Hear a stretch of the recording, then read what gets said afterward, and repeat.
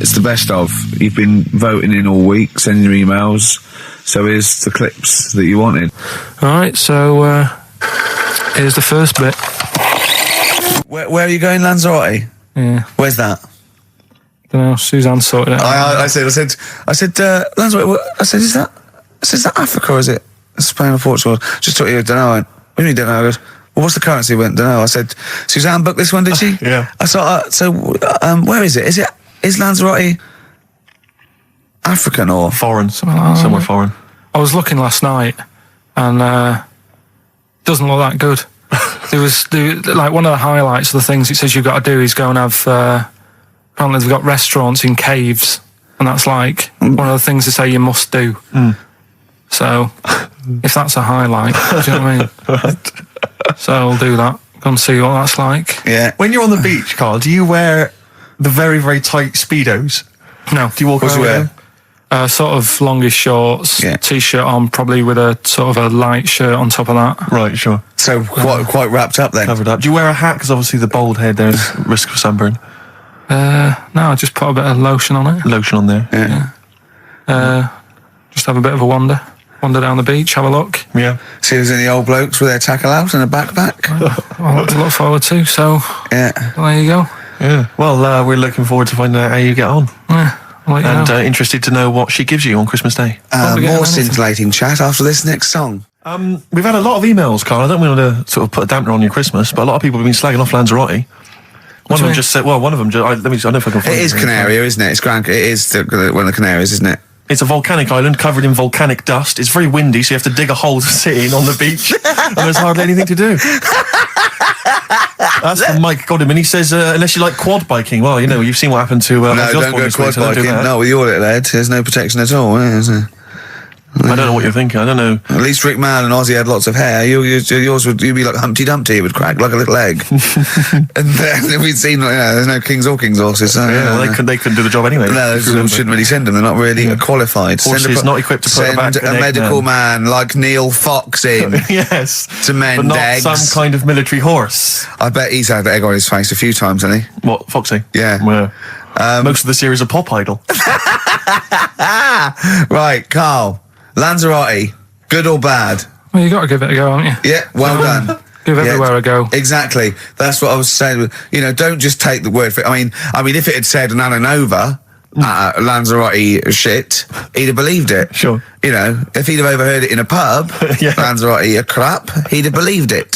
He'd have seen it on a website that was mainly concerned with monkeys and witches, he'd have believed it. Yeah.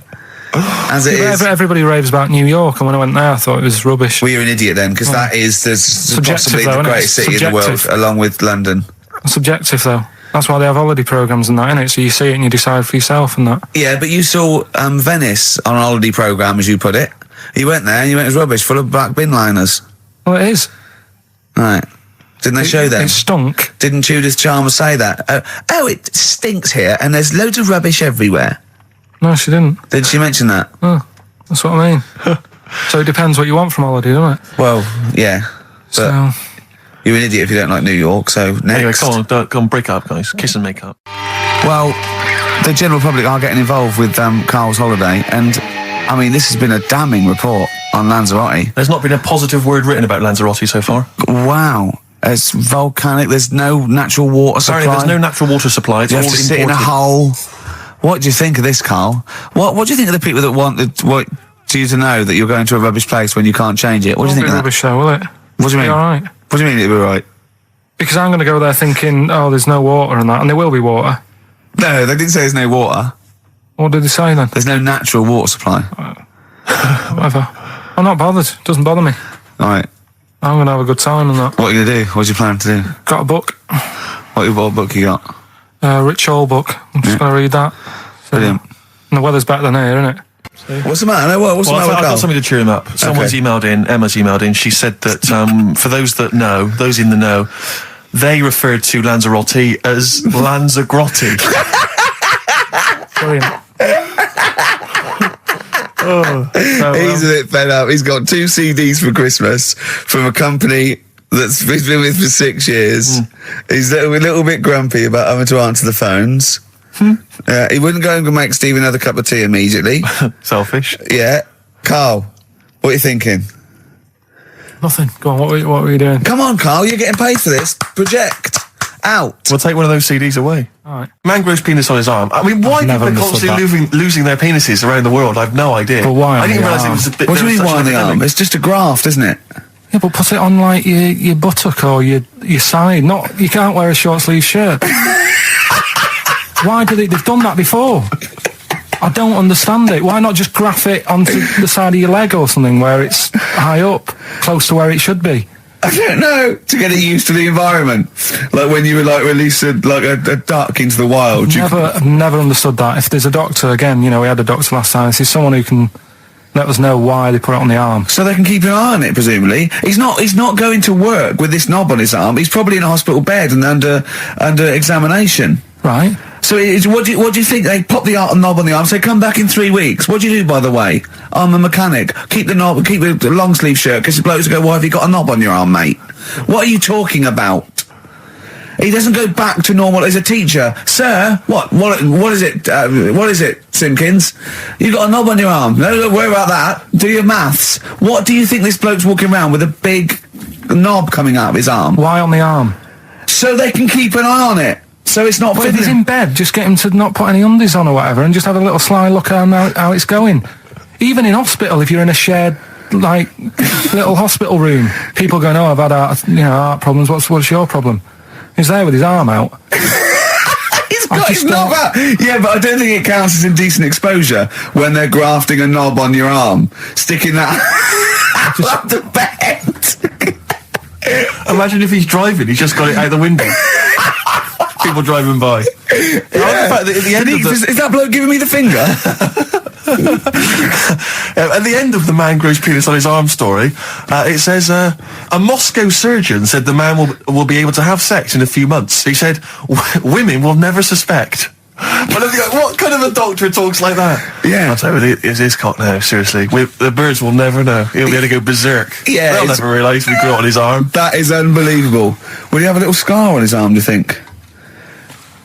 Yeah, I don't get it. Like I say, 83936 if there's a doctor out there. Or indeed, if you've ever grown... Or a tailor. Making you a shirt. What side do you wear your cock on, sir? It's my left arm. There's only one bird that has a penis. It's Which not bird is a it? joke. It's not a joke. It's not a joke. This is a genuine trivia question. I'd say... I think I've seen one on this. Is it an ostrich? Right, you're going for ostrich, Carl? I'll go for ostrich as well. Right. Did you come up with that yourself, or...? Yeah, I was going to say that before you said it. Well, guys, you went for ostrich. Chicken? You're both wrong. It's actually the swan. I larged it to chicken. Yeah. That's a bit worrying then, because I thought I saw an ostrich penis, so what was I looking at? I don't know, were you just examining it closely at the zoo? What were No, you... I just... It's probably a strap-on. It was probably two leather ostriches giving each other one. Exactly. And that's how that can influence people. Things like that. Dirty, filthy leather ostriches can confuse a child if he's at the zoo and he doesn't know. A swan's got... That's really annoying. I'd never give a swan a knob. So it's the little puffiest of all birds, isn't it? Yeah. Oh, I'm protected by the queen. But I need a knob. If I had to give a knob to any bird, Good question. I wish I'd posed that myself. If you could give a knob to any bird, what would it be? Phone in. Vulture. Of course, a vulture. They need a big veiny bang stick. Yeah. What about yourself, Carl? If you could give a knob to any bird, and don't make it rude. Or if I could give a knob to any bird, what bird do you suit up? It's got to be a bird of prey or something like that, hasn't it? Cool. Just a robin, really. That would be amazing. That would be Christmas cards would be like. Yeah, but it's a normal human-sized knob on a robin. That'd be great, wouldn't it? And the other thing annoying about this is ironic, right? Now, the male of all bird species they're called cock. Yes. Right. But the only bird with a cock, right, is called a cob. Is that what a swan's called? Yeah, they're cob and pen. They're not cock and hen. That's and he's got he isn't a cock, but he's got a cock. Yeah. Quick query there, Rick. Go on. When you said then cock, presumably you meant male bird the first time you said it. Yeah. The second time you said it, you said cock. Did you mean the penis? Well, you're showing off the whole farce of radio broadcasting. Because you're not really allowed to say cock. No, exactly, no. One cock would cause great offence. Yeah. The other cock's fine. Exactly. It's weird, isn't it? It is strange. It is strange. So, I mean, if I said now to you, oh, I like cocks. Yeah. Meaning birds. Yeah, that's that'd be fine. Yeah. But if I meant penises, it would be a problem. If you like cocks, it was yeah, Right. that would be. Carl, yeah. do you like cocks? Do you like cocks? No. Right. Okay, that's fine. I was asking if you like. No, I like, Yeah. I'm a big fan of tits. the small birds that come down and peck at you. Yeah. Yeah, you like tits Yeah. and cocks. There's nothing. Tits and cocks, There's nothing wrong with. There's nothing. Carl, don't worry. There's nothing wrong with saying tits and cocks. When I said tits, I meant the little birds. Yeah, And when I come said down. cocks, I mean the big birds. Yeah. Do you know when? Go on. No, go on. No. It's just that it's when you're talking like tits. Yeah. At the milk. Do you? I like the fact they flutter away when they hear the milkman coming. Oh, come on. So what? What are you talking about? What are you talking about? No, when the milkman's coming, when he's walking up. Then 104.9, Ricky Gervais, Steve Merchant. We're not actually here. It's the best of. I feel drained today. Do you? Go on. This is the strangest radio show in the world. Yeah. Isn't it? Yeah. Because when we can do that, we can talk about this and go, I feel drained today. Just like he's not. Like, no one's listening. Because that's the sort of thing you say socially and no one listens. Like, just when you're watching up, I feel drained today. It's rhetorical. Yeah. You're not expecting anyone, not even your loved ones, to go, oh, really? They just go, that. But to do it live on air, no one's listening. What I mean is just give us a jingle. But the exactly. But the truth is, the contempt we have for our poor listeners is unbelievable. The listeners aren't listening, and we don't want to be here. So this really is one of the most pointless things ever. No, would have been quite happy to do a full show. But you know what? The flow of it's just. I would love to listen to this back in 10 years. This actual show. Let's keep this forever. Let's keep this show forever. The show, we went early. We were bored. It was a day we're trying to save Africa, but we're a little bit annoyed that no one's listening. Yeah, right. Right, once and for all, the final monkey news of the year. Oh, go on. What were you going to say? No, I was just going to say, if you're not into the Live 8 and you're gay, you're not listening. Because you're on a walk. Right, okay. Right. Oh, chimpanzee, that monkey news. Right, there's this card game going on, right? in the big hotel in Vegas. Right. The Luxor Hotel in Vegas. Yeah. There's a major card game. All the big players and that were involved. Right, they're all invited. Anyway, so they all meet up in this dark room at the back of the. Oh, there we go, dark room. At the back they didn't work. They didn't see the little 4-foot hairy fella. So it was brilliant at poker. Like I say, it's a big game, and that everyone's been waiting for it. So it's played in the back room, not in the main entrance bit, right? So anyway, like I say, it's dark in there and what have you, and the players went in. There was already someone sat in there, right? Right. But they couldn't quite see Was he him. a short, hairy bloke with slightly longer arms than legs? Couldn't see him. Where his arms slightly longer than his legs, Couldn't see strangely him, enough? it being dark. Was he holding his hand of cards with his feet? Anyway. So the cards were dealt, right? Cards were dealt, game's going on. His cards with his feet! Game went on for hours, right? No one's listening. The terrible thing is that not even we're listening to Carl now. I know. Literally no one is listening to Carl. Insulting. There was a lot of smoking going on. It's going on. A lot of eating and nuts going on. That was a bit weird because they don't normally get through as many, but for this night. So, come on, let's just play Bruce. Carl, let me ask you now. Carl, you will be a little bit unnerved about this. Have you seen the film Jurassic Park? Yeah. You know what happened there? Well, according to the Sun here, it says scientists are planning to clone mammoths for a theme park. Look at his face. Look at that. He looks like a dog caught in the headlights of a car. He's terrified. I love Carl. He sprung to attention Carl. there. Is that the best news you could have? Man-moths.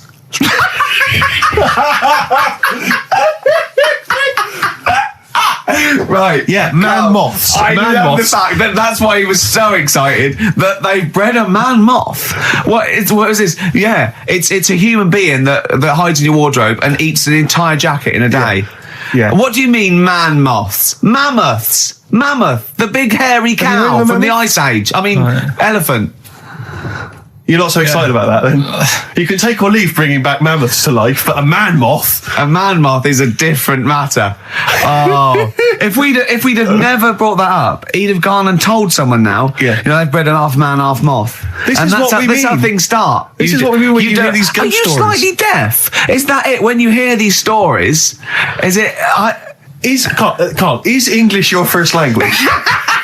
Are you actually foreign? Is that the thing? yeah. Should we speak when we say sour? foreign, we mean not of this planet. Yeah. Should we speak sour? Would that be a help to you? No, go on. Next What do you one. make of that? Do you think that's good? The Do you think that's idea good of to bring back mammoths? prehistoric animals. These giant elephants. They're slow, aren't they? It's not as if they're going to like get out and run fast and they can't capture them. They'd probably be a Like fence, to be elephants, honest, aren't Carl. they? They'd probably be a fence. No, but you're asking it as if like, oh, it could all go wrong, but it couldn't, could it? Well, Really? but the point was about Jurassic Park is they thought it wouldn't go wrong. They thought they had it all under Yeah, but control. that was And Have you learned dinosaurs. nothing from Jurassic Park, Carl? Dinosaurs would say, "Oh, think about it before you do it." But with a hairy elephant, it's not going to. not a concern for you. Would you go along to see him? Would you be interested in that? If it was in the area,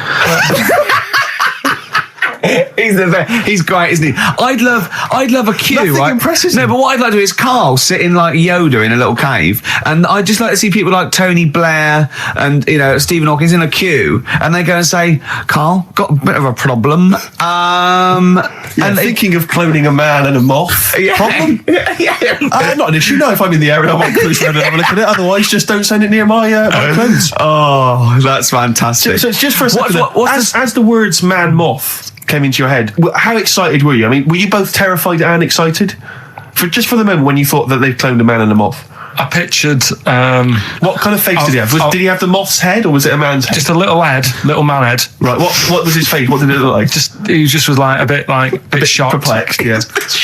Yeah. It was like he'd been grafted onto the body of a moth without his consent. And when he was asleep, Yeah, he'd woken up. he just went in to have a goiter removed, Yeah. and they said, "We've He replaced woke your up with goiter with the body of a giant moth." Yeah. Is that all right, Mr. Jenkins? So he had the head of a little. Was it a little boy or a man? Little man, Right. Okay.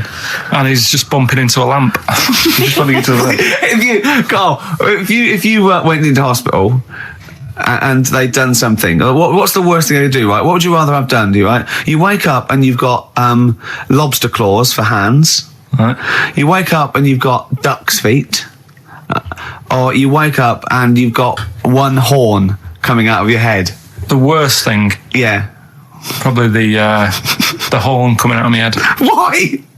Get in the way. That'd be useful, wouldn't it, in fights and stuff? And for like parties, people would play Well, I suppose quoits. the lobster claws would also be quite handy there.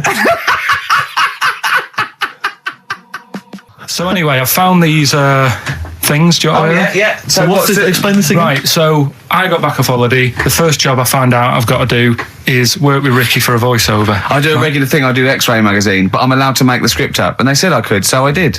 Right, so imagine this. Well, I know you, Rick, and I know you like to put a lot of work into these things. Yeah. You want to do a good job. So he rolls up, he says, "Let's do it then." He said, "What's in the magazine?" I said, "Well, here's a selection of stuff. This is what you've got to sell." He said, "Leave it with me."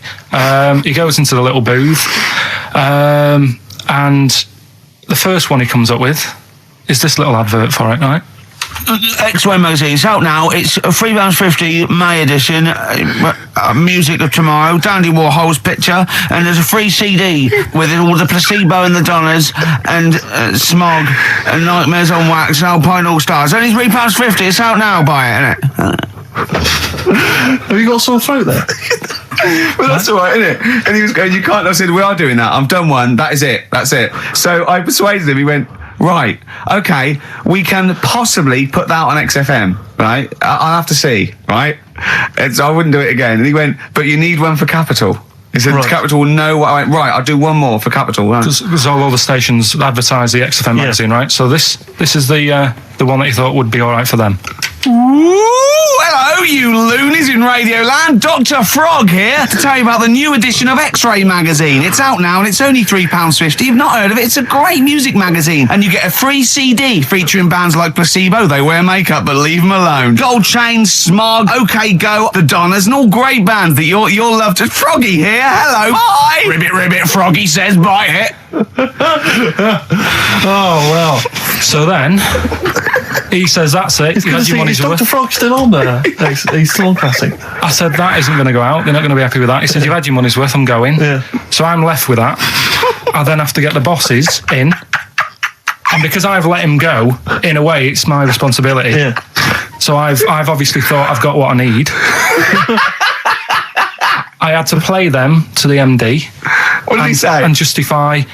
Well, I was sort of thinking if I laugh, he might go, well, I don't get it, but he finds it funny. Oh, brilliant. Well done. So I was laughing. He was sort of thinking, you know, Excellent. is that it? Brilliant. When do they go out then? I think one of them's going out at the moment. Excellent. I think the first one's going out. Brilliant. Well, let's play a great track then. Is it Dr. Frog? I'd like to see Dr. Frog feature maybe on our show more often. Okay. Oh, I've got some new comedy characters. I can't believe we're that. You know, I love the work of comedy greats like Chris Moyles and Noel Edmonds. I've got some really funny comic characters that'll be popping in and out of the studio. Save them. I'm Okay. excited. Coldplay, One I Love. That's for Nick, Neil, Olivia in Tower Bridge. Absolutely, and also Nikki from Bromley who emailed in. She's enjoying the show and she wanted a bit of Coldplay. That's the B-side of the current single. This is In a My great Place. show, isn't it? We've got great music, we've Great got music. laughs, tears, we've got requests, we've got Simon Mayo games. It's a bit. It's just like Radio 1 for less people. Exactly. Radio 1 for less people. This is great, isn't it? So go on then. listen, Guy, you were so excited about this game, weren't you, earlier? You came in with a But I hop, knew it skip would and a leap in fall your flat. step. Although I must say the phones are going mental. We're gonna have to take This some is more it, no, calls. people love I mean, Carl. High and Dry is great. I mean, it works. That's it. Can we have a very quick Just recap in case someone's just very joined in. quick Can you recap. make it so High and Dry doesn't work now? Give us a bit of information that makes it different to High and Dry, or can't So you for those that even have do just that? tuned in, Carl describes in a roundabout way a story which somehow is representative of a song. Is that song right? title. A song title. Yeah. Okay. So this woman, she's all right. You know, she has a normal life, Pretty much. kind of. Yeah. There's probably a few things actually that she can't do thinking about it. But the main problem would be having a wash or having a bath or having a shower. Yeah. Maybe going for a swim, thinking about it. Right. Let's go. I think water is the clue, isn't it? That's the clue. All right, so Who's that on the line? Hi there, it's Mark. Hello, Mark. Hi, Mark. Right, What do if you it think? smells like Teen Spirit, Nirvana. No, it's not. That's a great guess. Smells like Teen Spirit again. He's also No. brilliant. Thank you, Mark. Well done. No, it's not that. All right. Hello, XFM. Oh, that's a dodgy mobile. Oh, that's a bit of a clue. A dodgy Hello, mobile. XFM. Oh, they've just given up. They've all been going for Smells Like Teen Spirit. They just hung up. Hello, XFM. Hi, is it She's Electric? Excellent. She's electric. It makes sense. That's fantastic. Oasis, Carl. she's electric. Why does she smell? Because she doesn't have a bath and that. Because she can't have a bath or a shower. What's your name? Neil. Neil So got does it. that? So Neil got it. So, did you get it straight away? No, only during the song. A process of elimination from all the other wrong answers. Yeah, basically. So, she's electric. Rick, I have to say, you're holding your head in your hands, and it looks like you want to shoot off. But I have to say, I thought that was quite good. I genuinely thought that was quite good. But it's not a cryptic clue, is it? Because it's not. She smells. There's a few things you can't do. She's electric. yeah, but do you understand what I'm getting at? She's electric. I always understand what you're getting at, Carl. That's never been a problem in the years I've known you. Neil got it. Yeah. She's I have to electric. say, Rick, I think you're down on this idea.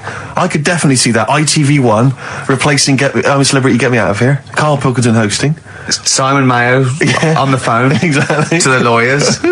Well, Neil, there's no prizes or anything, but well done. Well done. That was well worth it. Right. Well, you go away with the award in the knowledge that you've beaten Carl. Yeah. You can secure the knowledge that you thought how Carl does.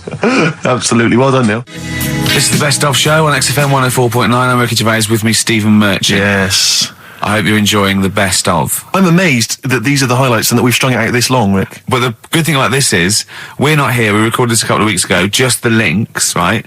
This has taken us about 10 minutes for the whole show. We get paid the same. Why don't we do this every week? That's a great idea. High five. Listen to this clip. It's brilliant. Carl, you're a second-time buyer, aren't you? But Yeah. Bought one in Manchester. Lost £7,000 on that one.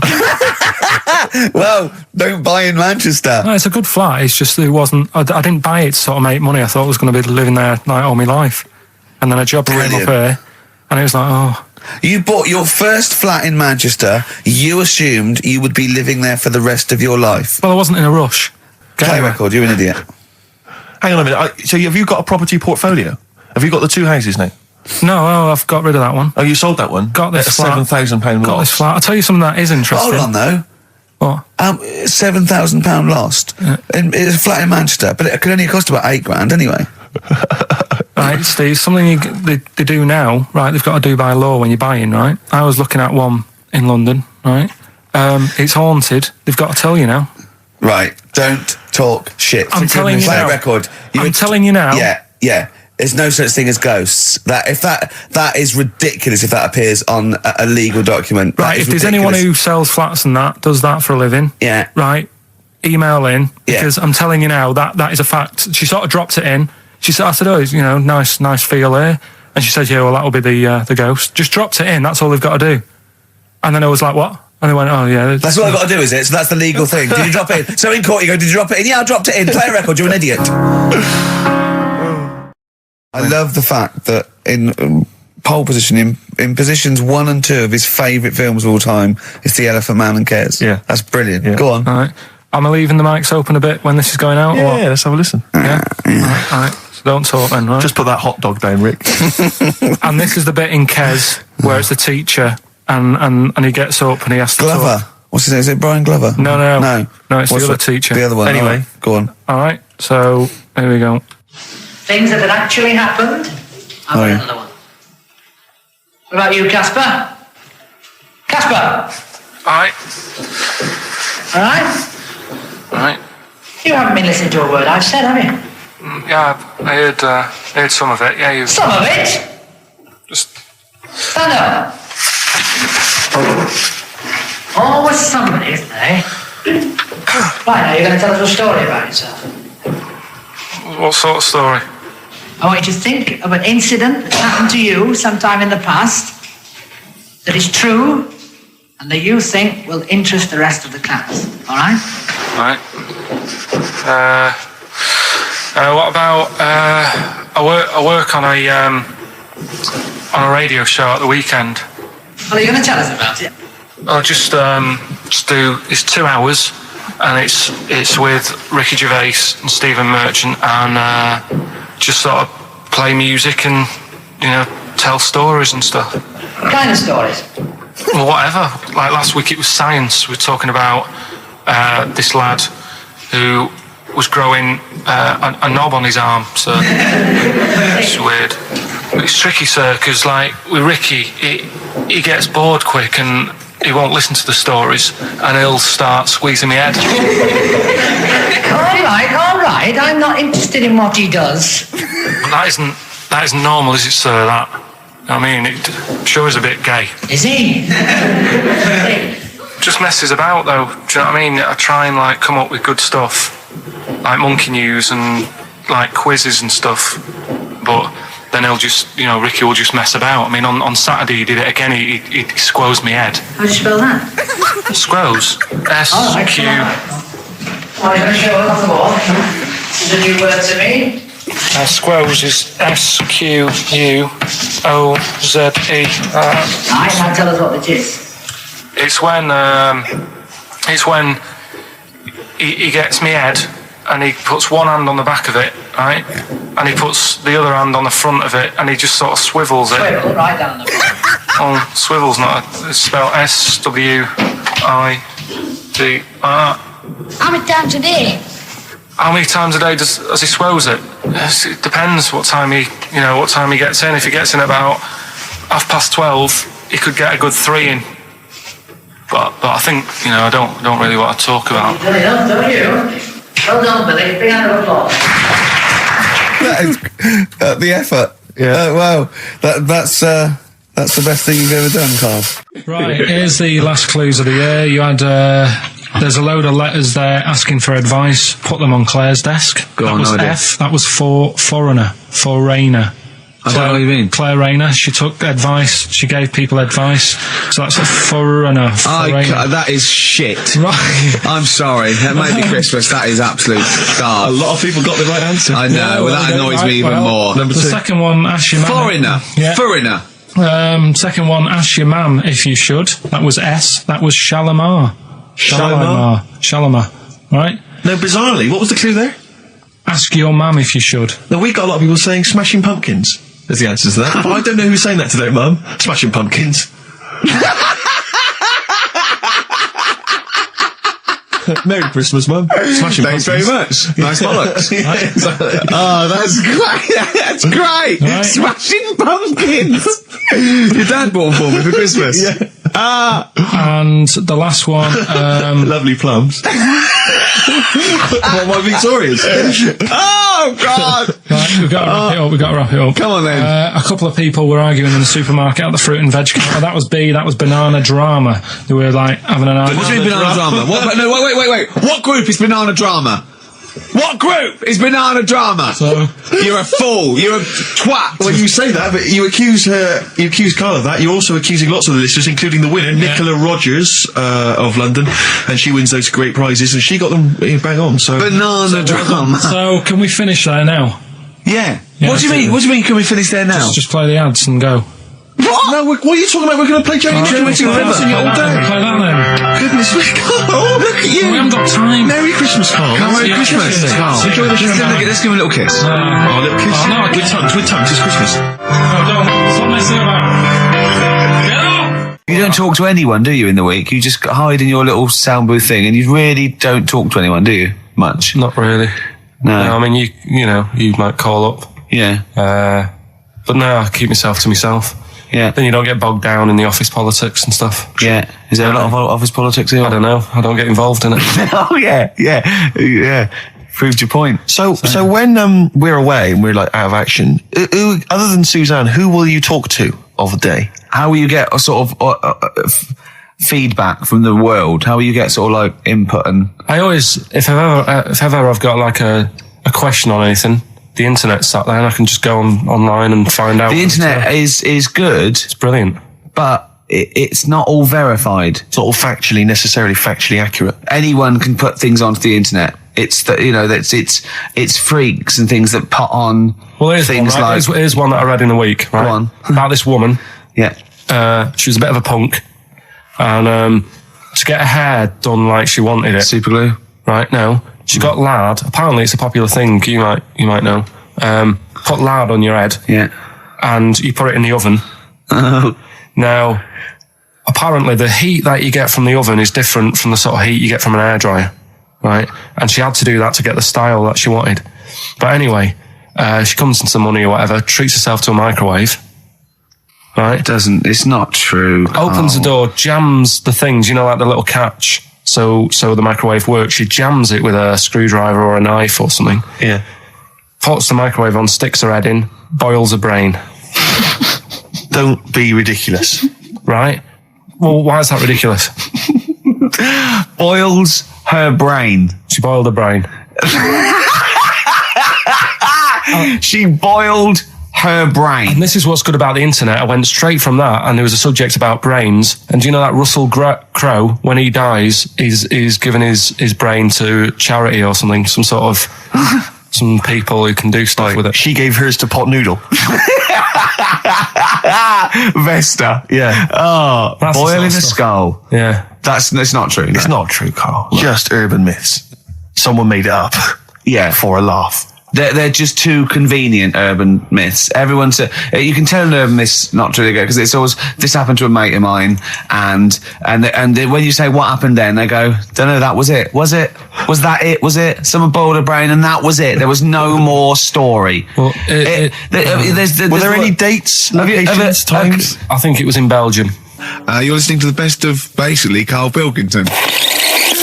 Well, listen, I'm a big fan of that TV show. It's on digital TV. A lot of people won't have it, but Inside the Actors Studio with James Lipton. Yeah. And he interviews lots of big Hollywood stars, and he always asks them these same questions at the end. Can I just run a few of them past you? Go on. Okay. So, if you could do any other profession other than the one you do now, what profession would you do? Can you just change that to apart from a paper round? Apart from a paper round. Oh. You could do any other okay. profession, Carl. And it doesn't matter about like. It doesn't matter if you've got the skills or anything. In an ideal world, if you had the ability. Well, I think I'm about to buy somewhere, so I reckon something, you know, using tools and like doing a bit of plumbing and that. So a plumber. Well, sort of an all-rounder. Right. A handyman. Well, yeah. Yeah. I think, you know, you don't get paid that much, but it's useful, isn't it? So, But you could get your own show, couldn't you, with Carol Smiley eventually? well, all that, but the money that you don't make, you save by not having to pay someone else to do the chores. Do you know what I mean? Okay, I don't know what that sentence meant. Right. No. A plumber, how much is the average plumber on? The money you don't make, you save on not getting someone else to do it. No, just think of that. No, look, break that sentence down. Are there any... Sorry, Rick. Sorry, but people who live in glass houses. Yeah.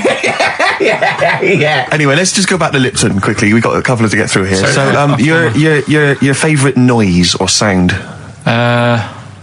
Favourite sound or noise? Oh, Is it me? no. It's not me. Hang on a minute. It's not me. Are you sure it's not me, Carl? I like Elvis. Noise. Elvis. In the ghetto. The sound of Elvis. Elvis in the Ghetto. Brilliant. Okay. Yeah. And your least favourite noise or sound? I don't think it should really be records and music. Noises, things that you hear at home or whatever. Maybe like a sound of a The least favourite noise? least favourite. The sound of... Probably like sound of ghosts? fire engines and that. Right. That's annoying. Except if your house was on fire, presumably. I think it's a bit unnecessary.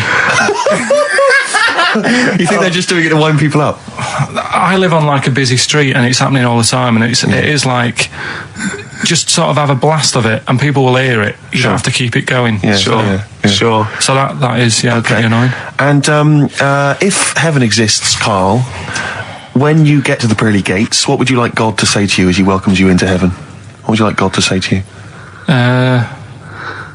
Who asks these? What show's this? It's a programme where celebrities are interviewed by a guy, an American interviewer, and he always asks these questions at the very end. What would I say to God? What would you say to God when, if you believed in heaven, and if heaven exists, when you eventually go up to heaven and you're welcomed in through the gates And by your God, parker and your stussy t-shirt and your... what do you want God to say to you as he welcomes you in? Say, you alright? Don't know. Just be friendly.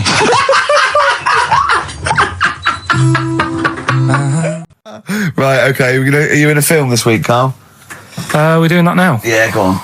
Get it over with. Hang on a minute then. Get it over with. Let's get this show over with. We can go home. You can go off to Lanzarote and sit on some ash. Some charcoal. He's not happy about that. That's annoyed him. The listeners have all ganged up on him. Yeah. XFM giving him 2 CDs. We've had more calls for his resignation this week than ever before. What do you think of that, Carl? What do you mean? There's another reason. Do you know what I mean, though? Because he's grumpy. He's not just giving it. He goes, well, I can't help it, can I? I don't want it. You're being paid well to do a job. People have tuned in to be entertained, to have good songs. Me and Steve are working I'm pressing here. the buttons. I'm paid to press the buttons. That's what I'm doing. Has every CD started on time? Then why would they give you Monday off if you just paid to press the buttons? Don't get every other Monday off, do I? So have you stopped doing that now, have you? Well, yeah. Why? Because there's work to do in that. I'm not moaning about it. Let's get on with it.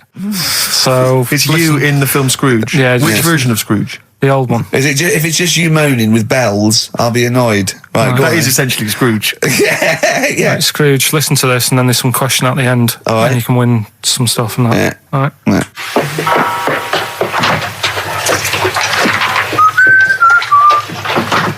You're late. Only 20 minutes. What do you mean by coming in here this time of day? I've just been doing some Christmas shopping, haven't I? Probably do some more shopping on Monday because it's my day off, isn't it? Yes, I know it is. You don't have to tell me. Do you want to see what I've bought Suzanne? No, thank you. I don't mind showing you. It's only a Christmas present, isn't it? Just bought some more condoms. Why? Well, I bought some last year. Got 2 boxes. They all got used, so... I'm very glad to hear it. How much do I pay you? Why are you asking? The presents I buy has got nothing to do with what I earn. Like I say, if I won the lottery, I wouldn't go mental on her. Do you know what I mean? I probably wouldn't even tell her because I think she'd want to travel around the world and all that, and I'm not into that, to be honest, so I'll probably keep it quiet. Why? Well, once you've been around the world, where do you go next year? Each to their own, though, innit? You know what I mean? Well, what do you want? What for Christmas? Not that fussed, really. And you, it's just as well I'm not that fussed, because do you know I do some work at XFM? Do you know what they're giving me for Christmas present? Nothing? No, might as well have been nothing. 2 CDs. That's it. I was well fed up. I'm sure you will. They give you a list of about 30 albums and you get to pick 2 off the list. So I've gone for Kings of Leon album and the best of Bob Marley. Mr. Marley has been dead these 7 years. In fact, he died 7 years ago this very day. Did he? Do you know what sort of donuts Bob Marley likes? It's not my business. No, it's not a proper question. It's an old Peter Kay joke. He likes the ones with jam in. Do you get it? Garlic bread. It's good, isn't it? Excellent. Oh, Carl, well done. Carleen Scrooge there. The only man more mean and depressed generally than Ebenezer Scrooge. Oh dear. The reason you became King of the Universe, of course, is because of your fascinating French bread anecdote. Oh yeah, yeah. Come on then. How did baguettes come about? If this is going to be someone cooked a loaf a bit wrong and said I can still make a sandwich out of it, I'm going to hit you. No. Go on then. Right. Napoleon, when he was at war and that with Russia.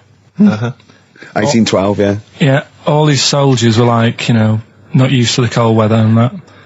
So they said, take some clothes in your bag with you because it's going to be nippy out there. So they put all the clothes in the bag. Sure.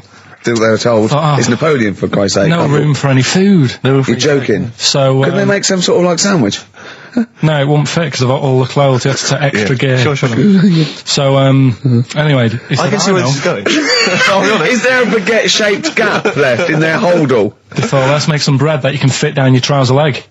What? That's not true! No, it's not, I read it in Euston train station. I was waiting to go back to Manchester. Where did you read What, it? scrawled on the wall in graffiti? Yeah. Do you know was it also meet me here for cock fun at 12 o'clock? The upper crust sandwich shop, Euston station. It's on the wall. What do you mean it's on the wall?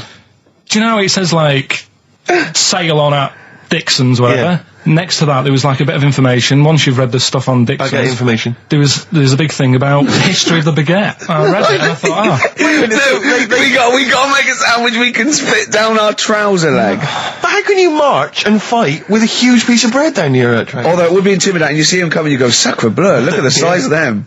They're big fellas. Well, blimey. I can't help but feel that could be a practical joke at your expense. Yeah. do that. Well, the Earl of Do you ever Sandwich... question anything you read? If it's printed up, is that, Yeah. like, fact for you then? Well, it's not funny. I mean, if they were trying to be funny, it's like, it's not, is it? So it's information. Have you heard us? Things sometimes want to be funny when they're not. That's exactly what happened with the sandwich. The Earl of Sandwich wanted something he could fit down his pants. And it was those triangle cut sandwiches wrapped in cling film were perfect. You might be right. You might be right. I am. Because the Cornish pasty, so they could drop it down the mines, isn't it? Is it? They wrapped it up they wrapped up like meat and vegetables in pastry, and they sort of crimped it, and it was like and they dropped it down the mine, so, yeah, that's how that came about. And bagels were originally made so that people could play hoopla, but then eat afterwards. I don't know if you're aware of that. That is true, Carl. Well, anyway. Call my bluff. Is that true? Yeah. They're all true. They're all true. Yeah. Tell your kids that when you have them. Yeah.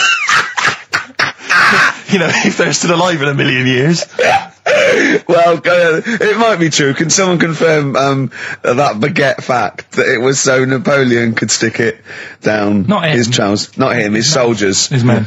Yeah. Fascinating information. Fascinating bread information, Carl. Radiohead.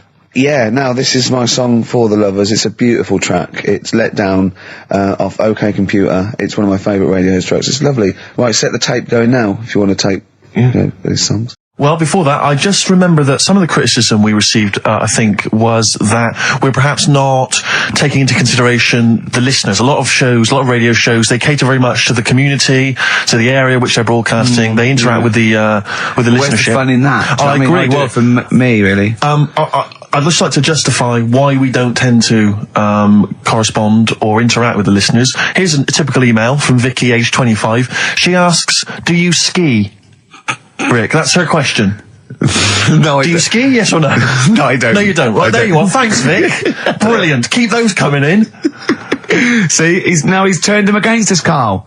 What do you think, Carl? What do you think of Steve's attitude there? It's alright. More insight like that coming later. Black Grape, Kelly's Heroes on XFM 104.9. I'm Ricky Gervais, with me Steve Merchant and Karl Pilkington, okay? Proper radio.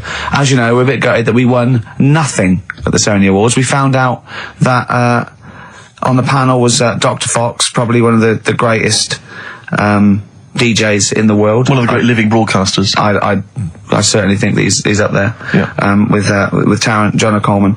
And so... Chris Moles. Great Chris Moles. We asked him to... He's also on the Pop Idol panel, so he can make and break people. So we asked him, basically, to explain himself. Why did we win nothing? Why were we so bad? This is what he had to say. The award, guys, was called the Entertainment Award. All right, now, in itself, I think that should probably tell you something about what should be on the tape. There should be some entertainment.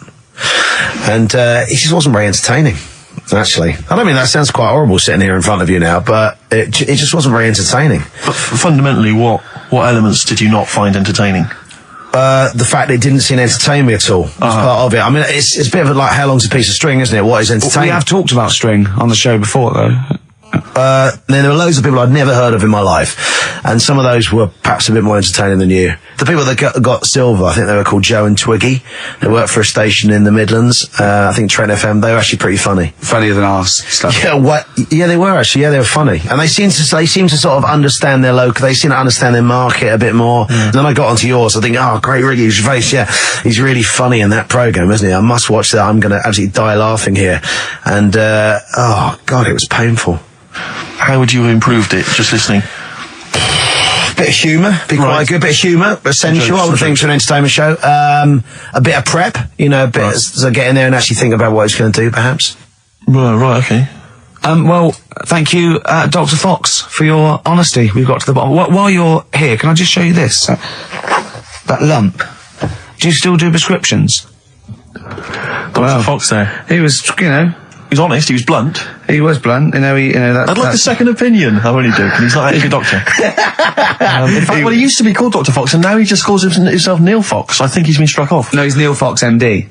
Right. He's just... I wondered if there was some malpractice, that something happened. We Someone was under, and he sort of, he went a little bit crazy. Let's leave it there.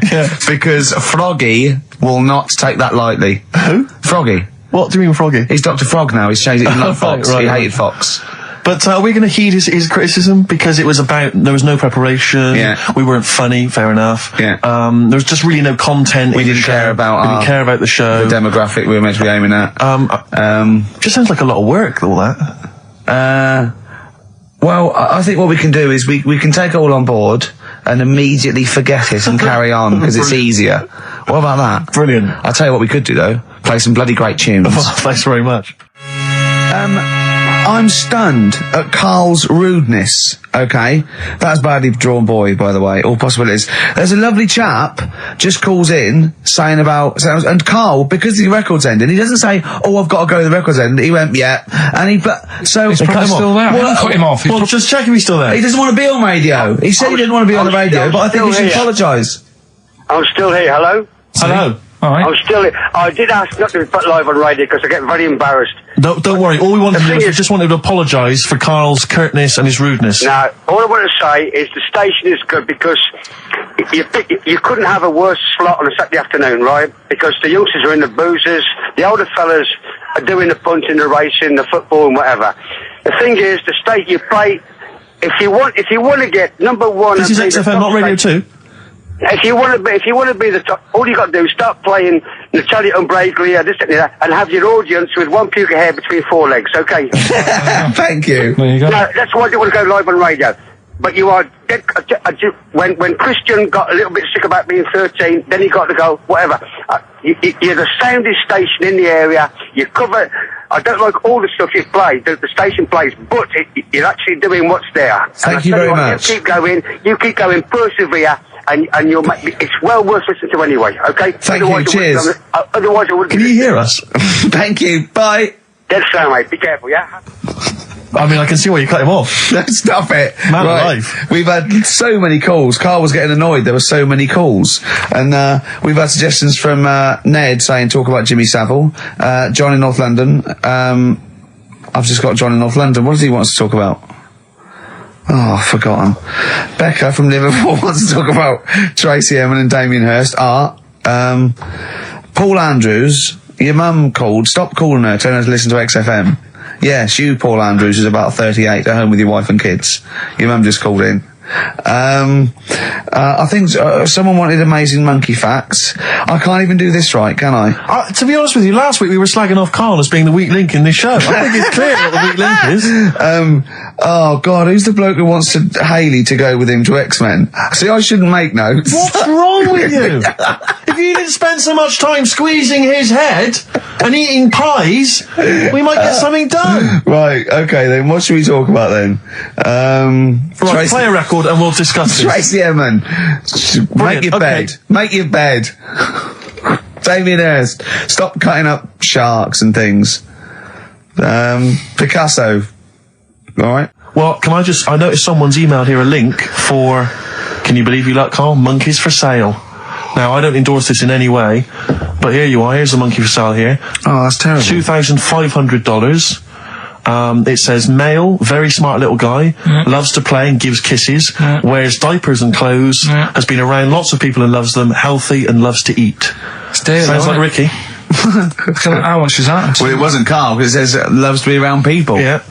There's a gibbon there. A gibbon for... Too pricey, though. It's like that Donald McIntyre programme he did, that Cheapest Chimps programme. He didn't do Cheapest Chimps. He didn't do a programme called Cheapest Chimps. Saying that, but... Well, he didn't. There's at no point did Donald McIntyre do a programme called... Play a record a minute. Play a record. Oh. Cracking tune. If you're down in Texas, chasing your tornado, this will be on your stereo, surely. Surely, if you're in Alabama, it'd be in... But he doesn't go to Alabama, it's Texas, that's where the tornadoes are. Do you not listen to what he says? Kansas. Kansas.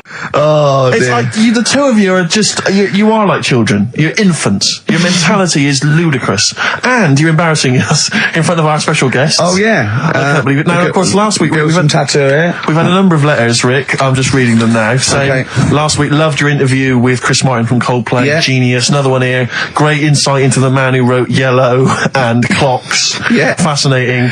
Steve Merchant's interview with Chris Martin was amazing. He showed his own TV show. Yeah. Just some of the letters we've received, Rick. Yeah. So this week, we're very lucky to have with us Russian pop act Tattoo. Round of applause for them. Hello. Lovely to have them here. Tattoo. Now then, of course, there's been much controversy that your kind of lesbian shtick is just something to try and whip up some press attention. We are proper lesbians. We love fanny more than cock. Okay, brilliant. And Tattoo, lovely to have you here. Thanks for coming. Yeah. Now then, you've got some live gigs, I understand, planned. Yeah. Duh. Okay. I can't help but notice that you sound, dare I say it, Tattoo, you don't sound so much Russian as German. No, we cannot do the accent properly. Okay. And Tattoo, it's a joy to have you. Thanks for coming down. And finally, your lesbians would, for instance, either myself or Carl be able to convert you from your lesbian ways? We like the muff so much that the knob is no good for us. All right, well, thanks very much, Tattoo. Yeah, thanks, Tattoo. Thanks very much. Cheers. Extraordinary. Next week, share. Brilliant. So if you've got any special guests you love us to interview, then let us know. Ricky.gervais@xfm.co.uk. And we'll try and get there. Oh, dear. Play a record, Carl. Rockbusters answers next. I was going to say, well, do you want to do that? No, let's do it next. After the record. Just going to say something. What were you going to say? About gays and that. What? In a bit. What were you going to say? Well, we'll look forward to that. I had a bit of bad luck as well. I wanted to play REM, and maybe the listener can help me here. Can you email in ricky.gervais@xfm.co.uk if you know what song I'm thinking of? It's an REM song. I think it's on the album of the last one before. And he says Mulholland Drive and I'm Steve McQueen. That's all I know. I'm sorry, I can't think of the title, so I need the title to look it up, if you know what I mean. I can't put in like that. I can't put in Mulholland Drive. The system goes, what are you talking about? So I need the actual title of the song to look up to find it down in the library. Oh, well, I'd go down yourself if you're going to go down to the library and get that. I wouldn't send Carl, because... ricky.gervais@xfm.co.uk. What if he wanted to? He did have time because he came in at 12:20 rather than 1:55. Yeah. No, I told you about that record that I wanted it yesterday, didn't I? So you had 24 hours notice. So that's not really an excuse, is it? But I did find one of my favourite songs of all time, which is Bones off the Bends album, and it's Radiohead on XFM 104.9. And there it is, because you gave me lots of time to find it. So. Sure. Yeah. Could have brought it in himself. No swearing in it. Bones. Radiohead. The Bends on XFM 104.9. And thanks to Paul, who's emailed There's in. a whole bunch of other people. Lots Nick, of people. we've got Davey, Steve, Ashley. It's Electrolyte. You know, it all comes flooding back now. We've got that. I've got it out of the library. We're going to play that. That's done. It's interactive. I've used the listener. I've shown the listener, right? I've helped them to help themselves. Sure. I've said, if you want to hear it, tell me what it is. They tell me what it is. They're going to hear it. Yeah. Do you know what I mean? Perfect. Saves going down the library and, well, we don't...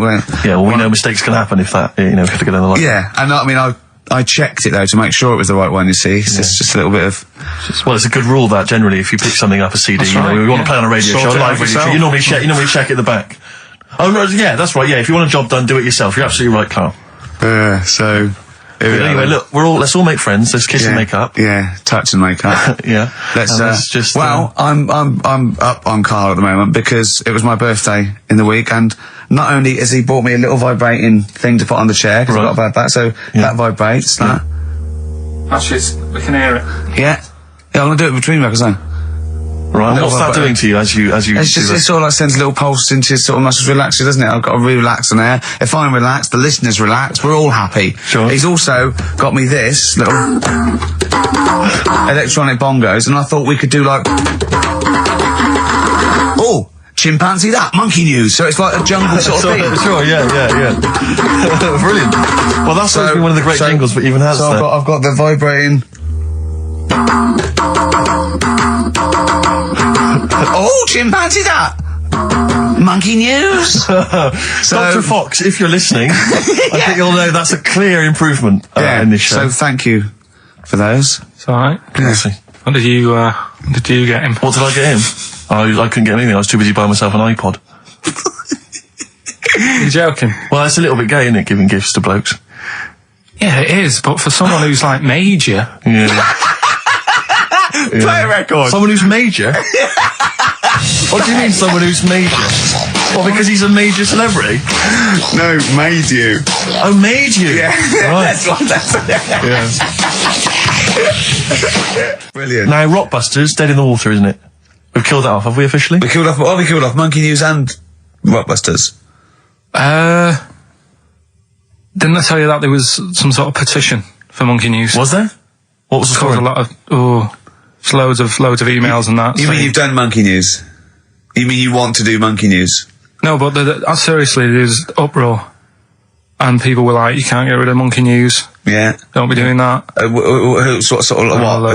Loads of people. Was it monkeys trying to write the complete works of Shakespeare? Did Tony Blair get a whiff of it? And he's coming down with a ton of bricks. And Rockbusters, Steve, if you've got a better competition, then we'll do yours. That's fine. Do you know what I mean? If that's what you want to do, we'll do. What did you want to do? No, I was just wondering whether we should perhaps not do a quiz at all, rather than do that piece of rubbish. Might be better to have nothing. Might be better just to have silence during that part of the show than have Rockbusters.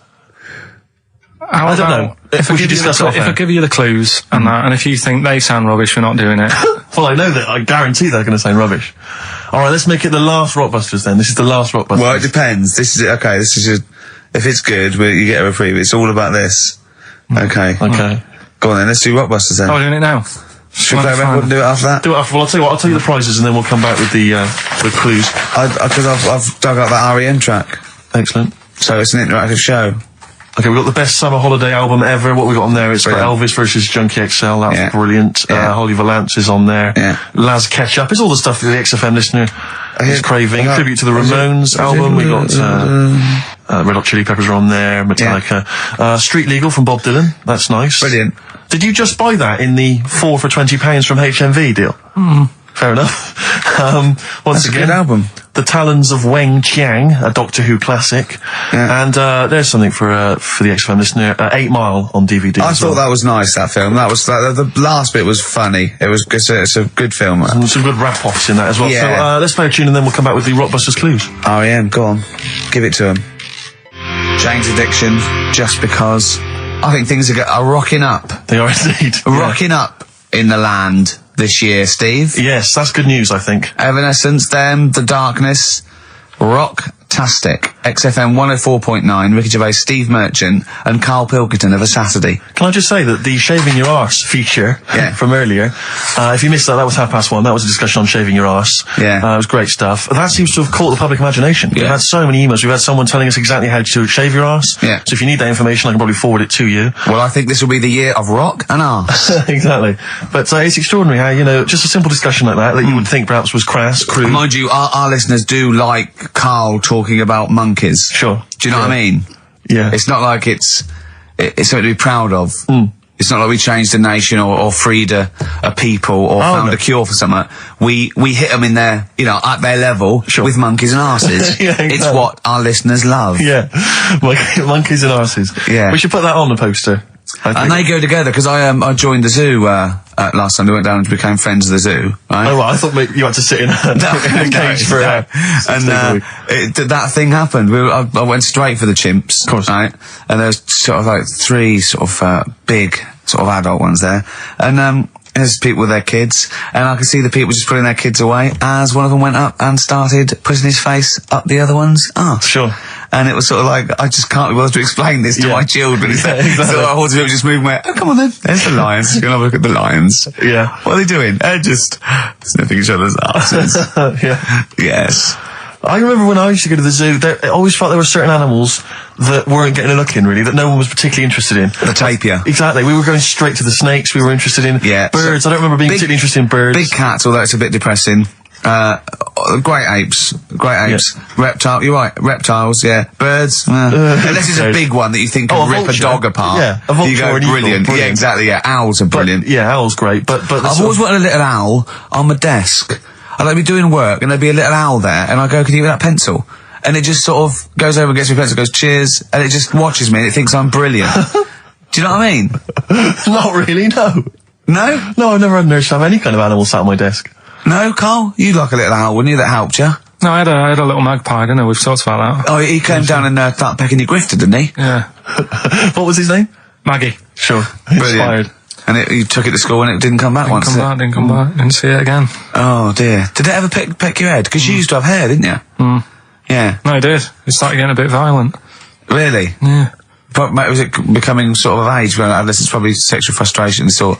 Because I think magpies go for shiny objects, don't they? And you were probably sort of probably losing it a little bit then in the front, and so when the sun was out, there's a bit of a sheen on the front. They saw a glare and thought, I'll have that. Yeah. What is that? That's brilliant.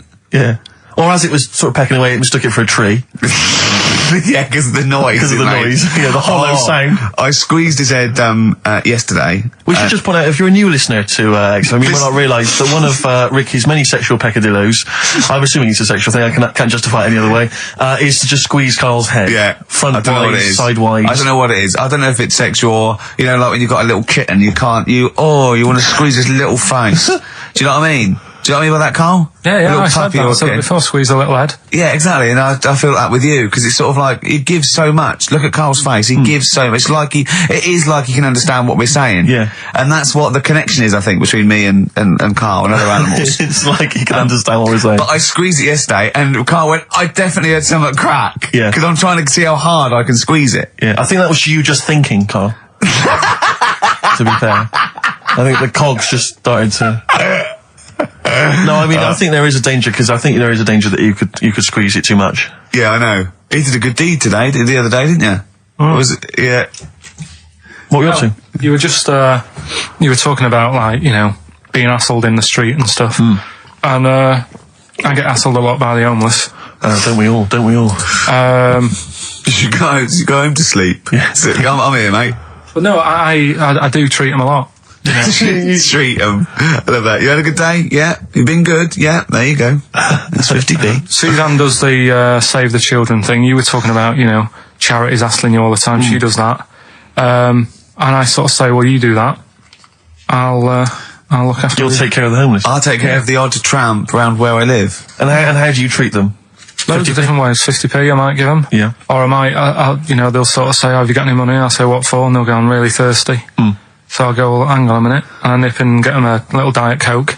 Sure, Diet Coke. Yeah, they want to watch their weight. Yeah. They're going full fat. Oh, what an insult. Yeah, exactly. To a man like me. Yeah. I'd rather treat them than... Because a lot of people spend money on, problems abroad and stuff. Right. Oh, I just God. think, Yeah, famine I'm relief. just saying. Oh, God. Like what? What do you mean? Like famine relief?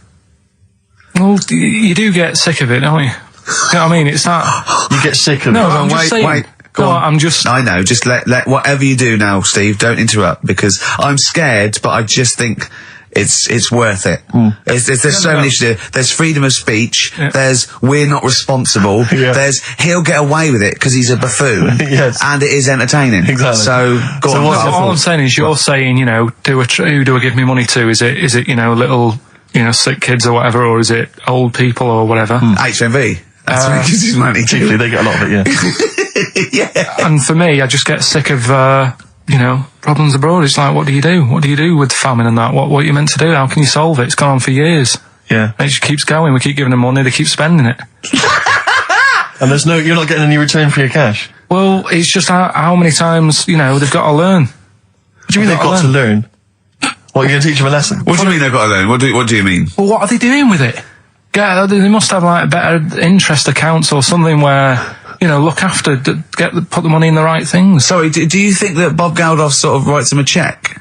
He goes over and he's in the helicopter and there's millions of them, and they go, it's Geldof from Boomtown Rats. Brilliant. They go, I If hope there's one man that can help us. yeah, I hope he doesn't sing. He's not going to sing. He's got some money for us. And he comes down and he goes, do you want a cheque or do you take Switch? They go, we don't take Switch. He goes, there's a cheque. They get He's things doing like... it again though, isn't he, as well? I Is mean, he? he used to work here, Bob. He's a lovely fella and that. But, Yeah, he's a lovely man. but how many times can you save the world? He's over there again helping out, and it's like, well, what do you do? Are you saying don't bother because it keeps happening? Not well, I'm not saying that. You know what I mean? I'm not daft. But that's what you're thinking. And Carl, you are daft. Yeah, exactly. I don't know what the answer is. Do you know what I mean? So you're just saying wash your hands of the whole affair, leave them to it. Yeah. Sure. Are you really just saying it's nature, it's tough luck, just don't interfere? Like a wildlife programme. Is that what you're saying? Don't interfere. Are you basically just saying it's not my concern? This has got a bit heavy. Can we do Cheeky Freak of the Week? That's fair record.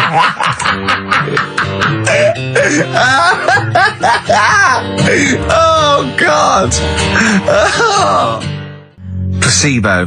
This picture on XFM 104.9. Steve, you're thinking of taking over as producer, aren't you? Well, I just think it's a shambles. I've asked for Cheeky Freak of the Week, and it appears that Carl's not ready. He's not prepared.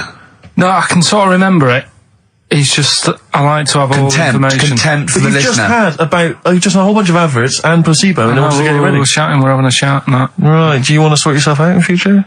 Yeah, that's what we were chatting about. Someone emailed in about they watched the £200 tumour thing, and when it was removed, it was carried away in a wheelbarrow, right? Carl said, what, even when she had it removed, she still carried it round in a wheelbarrow? And he went, I thought it's sort of like she'd become attached to it. You definitely are my favourite thing in the world. It's great. Look at the way he's looking back. But I think they're all the same. The people, I have had more emails about people saying I watched the £200 tumour and I shaved me arse than anything else. I know. When we ask questions come about up with science, Shakespeare, we talk, yeah. Nothing, High silence. concept, we talk about political issues. one person emailed in, they said, I tuned into the £200 tumour documentary. It looked disgusting, I couldn't watch for long. What were you expecting? Yeah.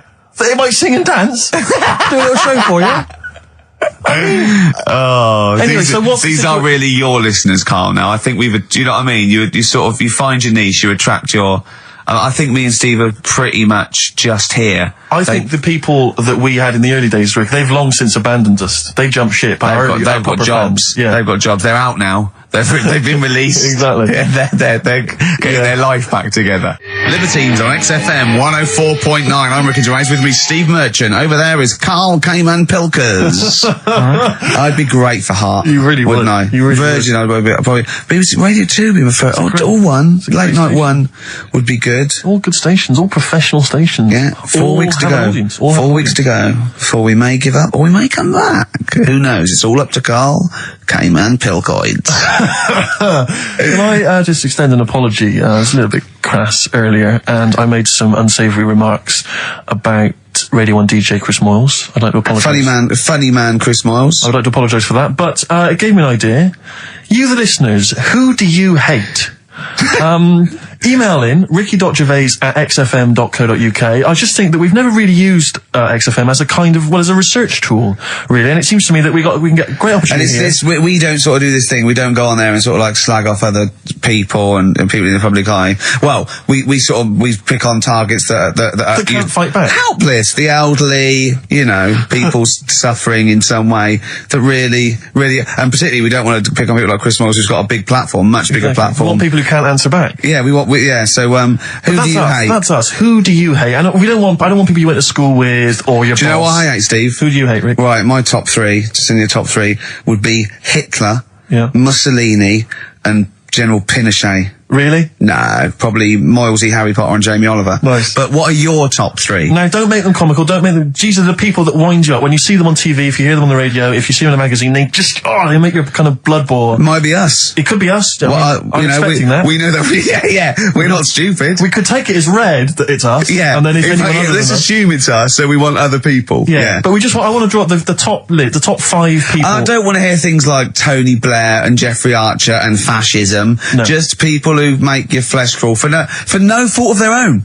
Well, really? Well, sometimes their own because they're talentless or fat. But that'd be good. That'd be a good long-term poll over the next 4 weeks, and then in 4 weeks' time we go. Well, we're off. We're in the top 10. Exactly. But here are the other 9. So I think it's just genuinely going to be quite interesting. So ricky.gervais@xfm.co.uk. Maybe who you hate and why. It's like giving a reason in the diary room. Yeah. You can't just nominate someone. You've got to say and why. Sure. But if you can't be bothered to write and why, just nominate.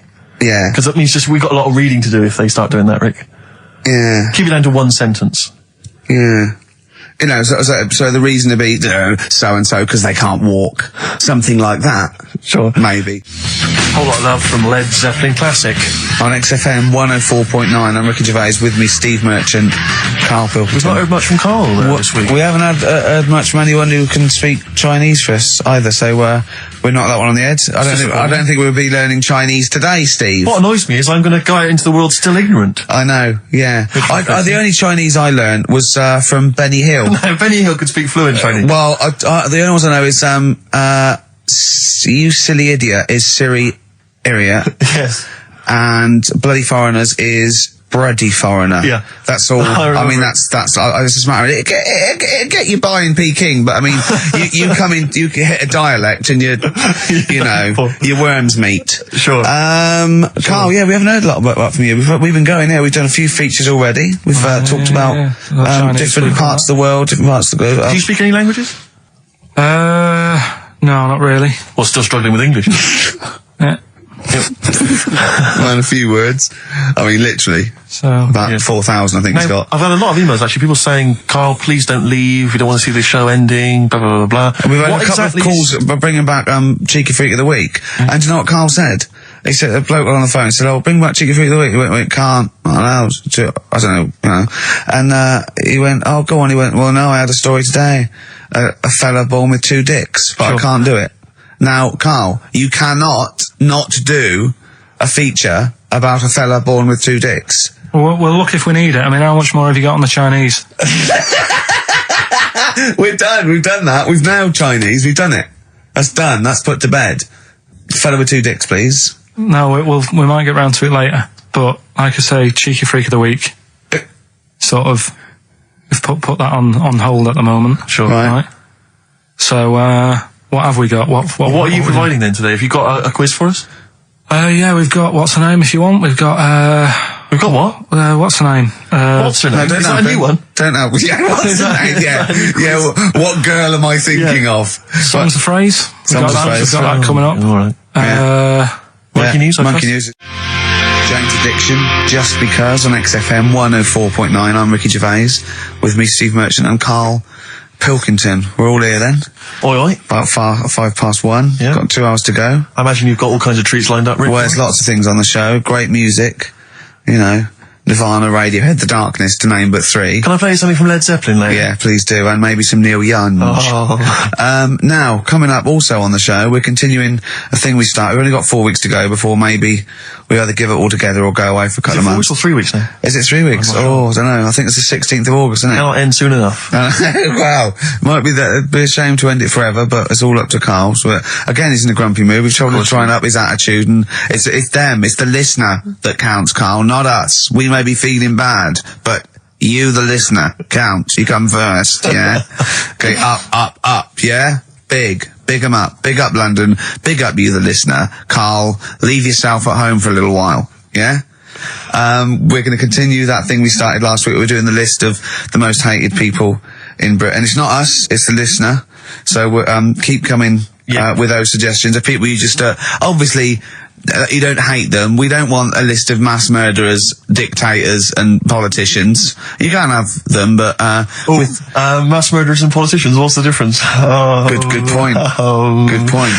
Satire. Yeah. No, we're doing some jokes like that as well, aren't we? Satire like that. We're trying to get onto Radio 4. Trying to get on there, yeah. And if there's any kind of amusing show that perhaps takes a sideways look at the week's news, and they need new people. If there are any Radio 4 producers who have been knocking around for about 12 years with the same old hacks, and they're desperately trying to get on telly, they want to give us a call. We're not interested. No.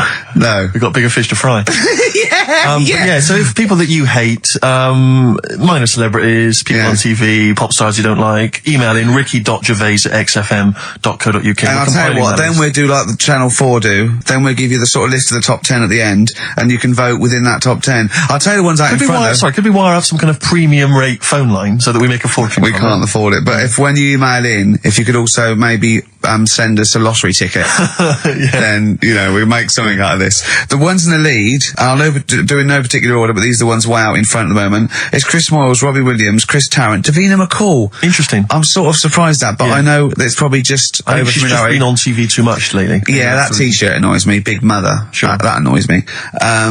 We don't care. We don't care whether you're pregnant or not. Loads of people have children. Yeah. I don't care. Get on with it. And Dominic Mohan. So but think of your own. There's a lot of people just coming up behind there, though. Graham Norton. He's just approaching from behind. That's the sort of stuff. It's sort of like we've done satire, we've done innuendo. I mean, he's the king of the double entendre. Well, he's the king of the single entendre, but we can double it up if you want. If anyone... 104.9, this is the sort of things we're available. Go on. I'm loving this. This is going to be good. I'm loving what's coming next. What? If any of the producers of Carry On London are listening and they need some new talent to write some smutty innuendo, I think we're your men. Yeah. Anyway. Karl, you better press the knob, right, to start the record. Spunk. Radiohead. There. And Go to Sleep on XFM 104.9. Don't go to sleep, we've got some more fun and great tunes coming up. Alright? Just to let you know that we've had a few new entrants on the listeners' hate poll. I just noticed Chris Evans is cropping up. Chris Evans has snuck in a couple of times. We've also had Jordan added to the list, along with Mick Hucknall. I think that's because, Pete, you reminded people. I know. I mentioned her and... Yeah, consequently. Come on, she's on the think. Mick Hucknall, and also, this is one I'm strongly behind, Daniel Bedingfield. If you've ever heard him interviewed, if you've heard him interviewed, he's such a knob. Is he? He really is a bit. Don't get involved. We see the good about this is we don't get involved. This is not. Does not necessarily reflects our opinions. There are a couple of people that are cropping up that I'm right behind, but I'm not going to give that away. So don't give your opinion, Steve, because then our hands are clean. Do you know who I love? Daniel Bedingfield. He's bloody brilliant. Do you know I think he's a comedy genius? Chris Moyles. But let's move on. Let's not. So anyway, listen, we'll be giving the top 10 of you, the listeners, votes, probably about 2:00, and then from that list if we remember. If Karl doesn't lose the list. Yeah. And from that list, we'll probably try and drop the top 3, maybe. Yeah. Darkness. I believe in a thing called love on XFM 104.9. Ricky Gervais, Steve Merchant, Karl Pilkington. Karl set the ball rolling with songs of phrase. Why don't they play swing ball? Referring, of course, to people in wheelchairs who play tennis, because he was disappointed they weren't getting around the court quickly enough. So why didn't they play swing ball? Yeah. Brilliant. Someone just emailed in saying because if they hit it to the top, they wouldn't be able to reach it to unravel it. Exactly. Which is a good point. Yeah. But I mean, nonetheless, good and bad in people in wheelchairs? Do you want to do that? Good and bad. Good and bad things about people in wheelchairs. Good and bad. Yeah. Suppose. Don't know really. They take up less room in cinemas. They've got their own seat. Good. That's good, is it? That's a good thing. Yeah, good. Yeah, well done. Well done. And what's bad? Don't know. I'll have to think about it. Okay. But well, let's leave that, eh? You started it. The hate list. Can I just return your minds to the hate list? I said on the hour that we would give you basically the top 5. Now, we have to stress, this is the top 5 most hated people that you, the XFM listeners, have suggested to us. We have not massaged these. No. We have not made these up. These are coming from you. Last week we began it. This week you've continued to email. So this is the list. We do not endorse this list. Some of them we may agree with, some of them maybe not, but it's the list that you have come up with. We are merely the messengers. I tell you who was coming through recently, Cameron, but he didn't make the top 5. I'm afraid he was just a late Williams entry. dropped out of the top 5. Robbie Williams surprisingly dropped out of the top 5. Yeah. So let me tell you now, in no particular order, this is the top 5 that you're voting for. Well, I say XFM listeners, people who listen to this show. XFM listeners aren't typical radio listeners, and I think our listeners aren't typical XFM listeners. Right. So I don't know what this poll, what it's worth, what any poll's worth, but I mean, this one is probably worth very little. I think in a way it's sort of worth less. Yeah, go on then, who's the top 5 in no particular order? We want you, the listener, to then just vote, email in with the one name that you hate the most, and then from this list, we can figure out the number 1. Okay. But this is in no particular order. Chris Tarrant. Yeah. A surprising entrant. Davina McCall. I don't think it's that surprising. Well, anyway, I'm not going to editorialise. No, I'm not saying. I'm saying I imagine XFM listeners pretty much despise someone like Chris Tarrant. Okay, well anyway, Chris Tarrant's on there. Davina McCall. Yeah. Patrick Kilty. Right. Graham Norton. Right. And Chris Moyles. Now, I'm not going to say anything. Those are the names that you have drawn up. There are lots of others that didn't make the top 5. Richard Madeley was on there. Michael Flatley. Vorderman, bizarrely. Michael Flatley's a weird one. Very strange. So Jamie Oliver, a lot of votes for him, but he's not made the top 5. So those are the top 5. Just email in with the number 1 that you hate. And we're talking about someone another pointless, inane poll. Exactly. And this time we did it. Oh, dear. Moyles, Norton, Kilty, McCall, Tarrant. It's your choice. Who would you have out of this? Who would you have in your list, Carl? You're allowed to talk because people know your opinions don't matter. So what? I honestly don't really hate anyone. That's nice. Much. I'm not that fussed. Do you know what I mean? We're not talking so much about hate. We're talking about someone that. Yeah, we don't mean hate. You can't hate any of these people. All they've done was pop them up on telly. But I think it's people who, as one listener, she put it. She sort of, so I think she had some of those, and she said, I don't hate them. These are the people that if they pop on my telly, I have to turn over. You know what I mean? It's not, you don't hate them, you know. Sometimes it's not their fault. It's like Davina, right? I used to quite fancy her. And now, because she's always on the telly, it's like, I can't be dealing with her now. Sure. Right. But she's still the same presenter. It's just that I'm bored with it. Sure. You know what I mean? Yeah. So, I'm not getting involved in it. Okay. Do you know what I mean? Don't want to offend anyone. Let me just give the email address. Let me just give the email address. I just said it, so don't talk over it. Okay, I'm going to do Carl's top thing. Ricky.gervais@xfm.co.uk. That's also the email address for your answers to this week's Songs of Phrase. Play it again, Carl, if you would. Go on. Tell me why. Don't play the game of swing. We just want the artists, is that right? Yeah, that'll do. I've got 2 that you don't like. Not that you hate them, but that you sort of like, don't agree with them. Would Liverpudlians be in your list? Probably. What about gay fellas in toilets looking at you? Well, I think they've sorted that out. So.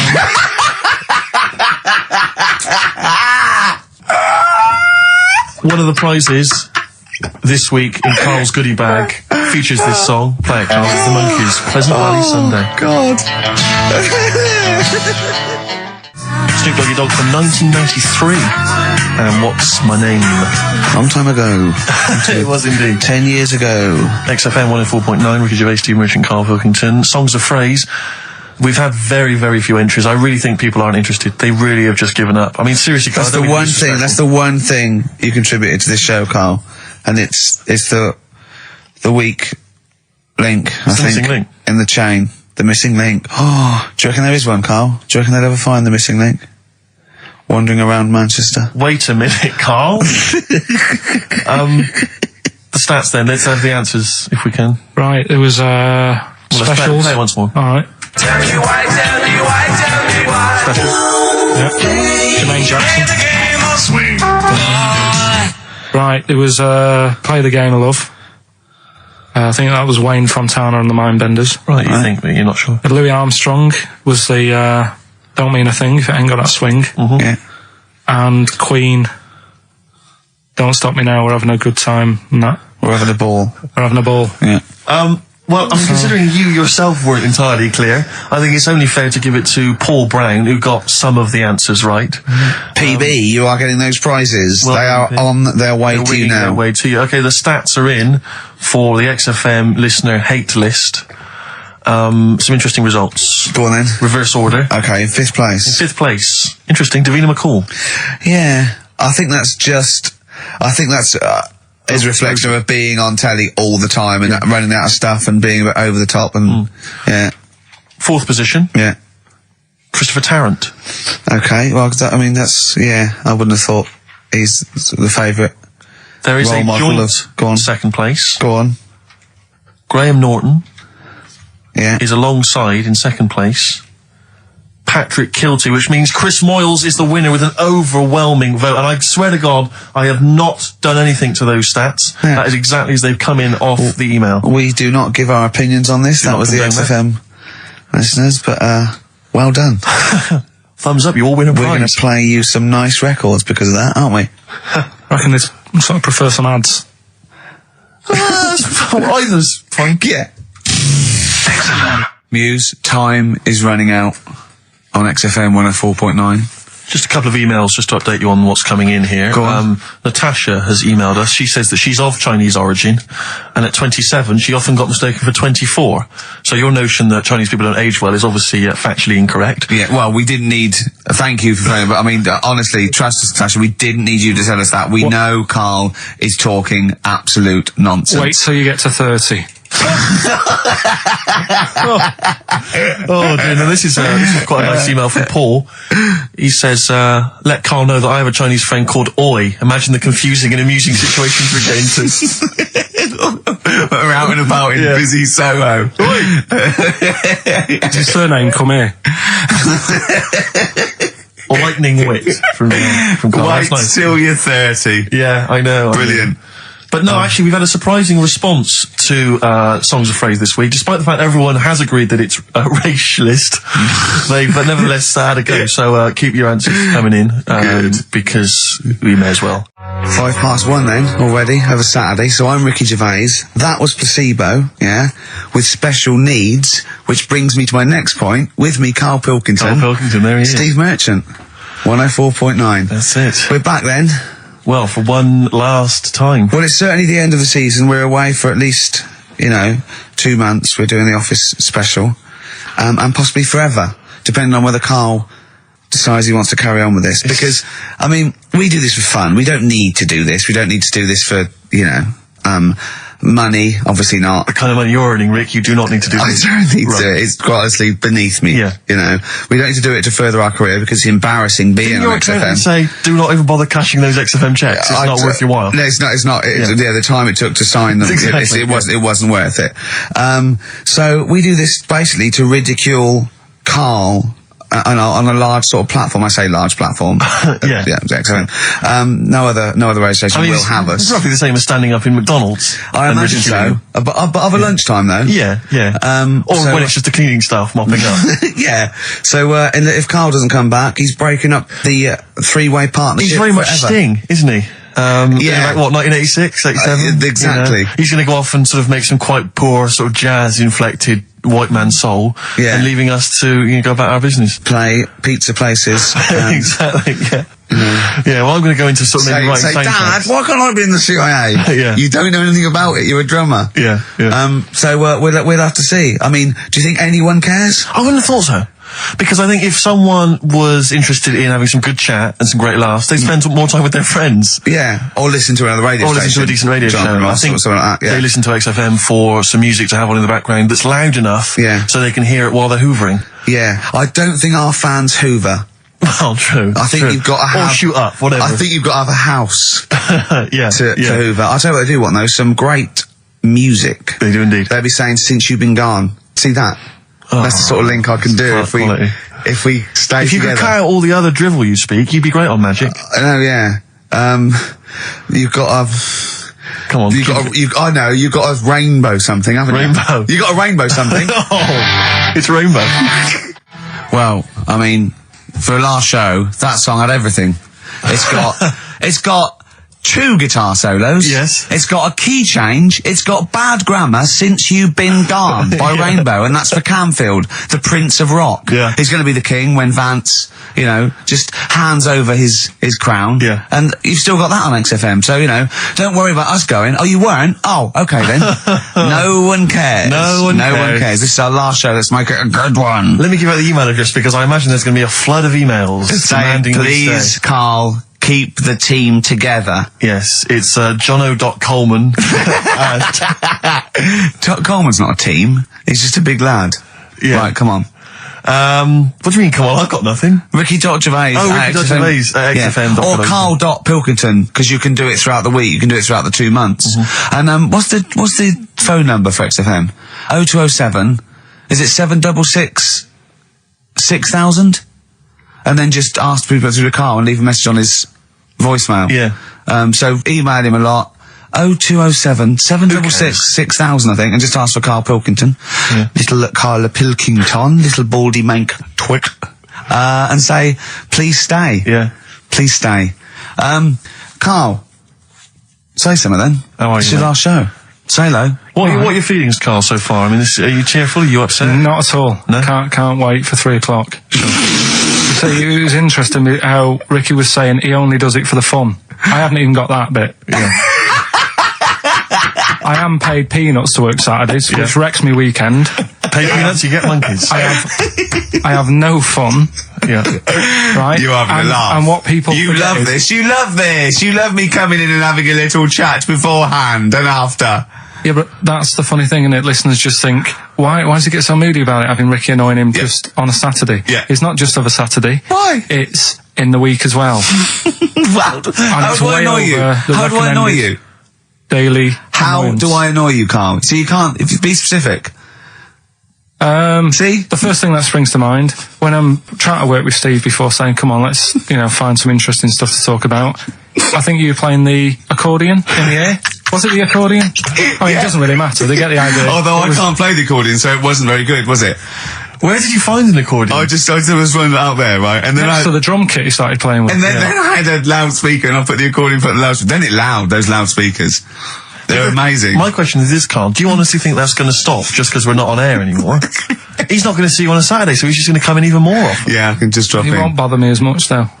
I think he will. And he'll have his fob taken off him, so he won't be able to just wander in. Of course I won't. So What? They're not. Do you think they're going to? Of course, they're going to let Ricky Gervais walk in anytime they want. Yeah, I might come in, might do a few trailers, might hang out, with Andrew, going, hey Andrew, how's it going? He go, yeah, we're having a bit of trouble, what do you think? I say, lose that off the playlist, put that one on, sack them. Yeah? Let's have a little bit of feeder.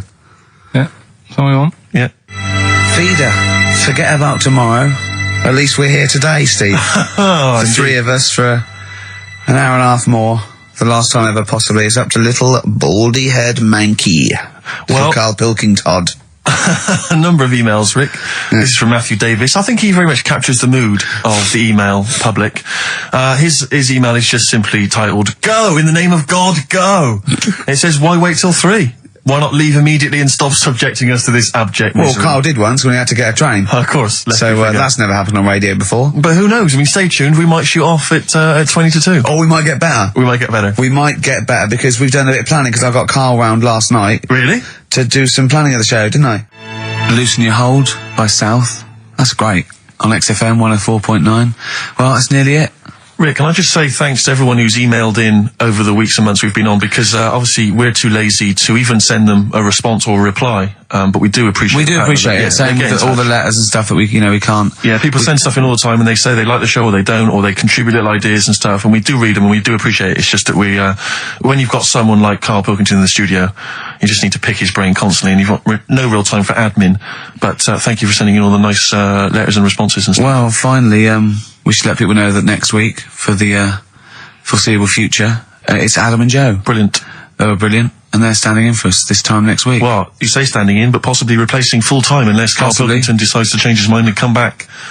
What do you think, Karl? You've enjoyed today's show, I know. Yeah, it's been alright. Yeah, you attempted to come back when we finally return? Maybe a little rest to make you sort of like forget how annoying I am. Because that is my secret weapon. Sometimes, because it's the thing that you can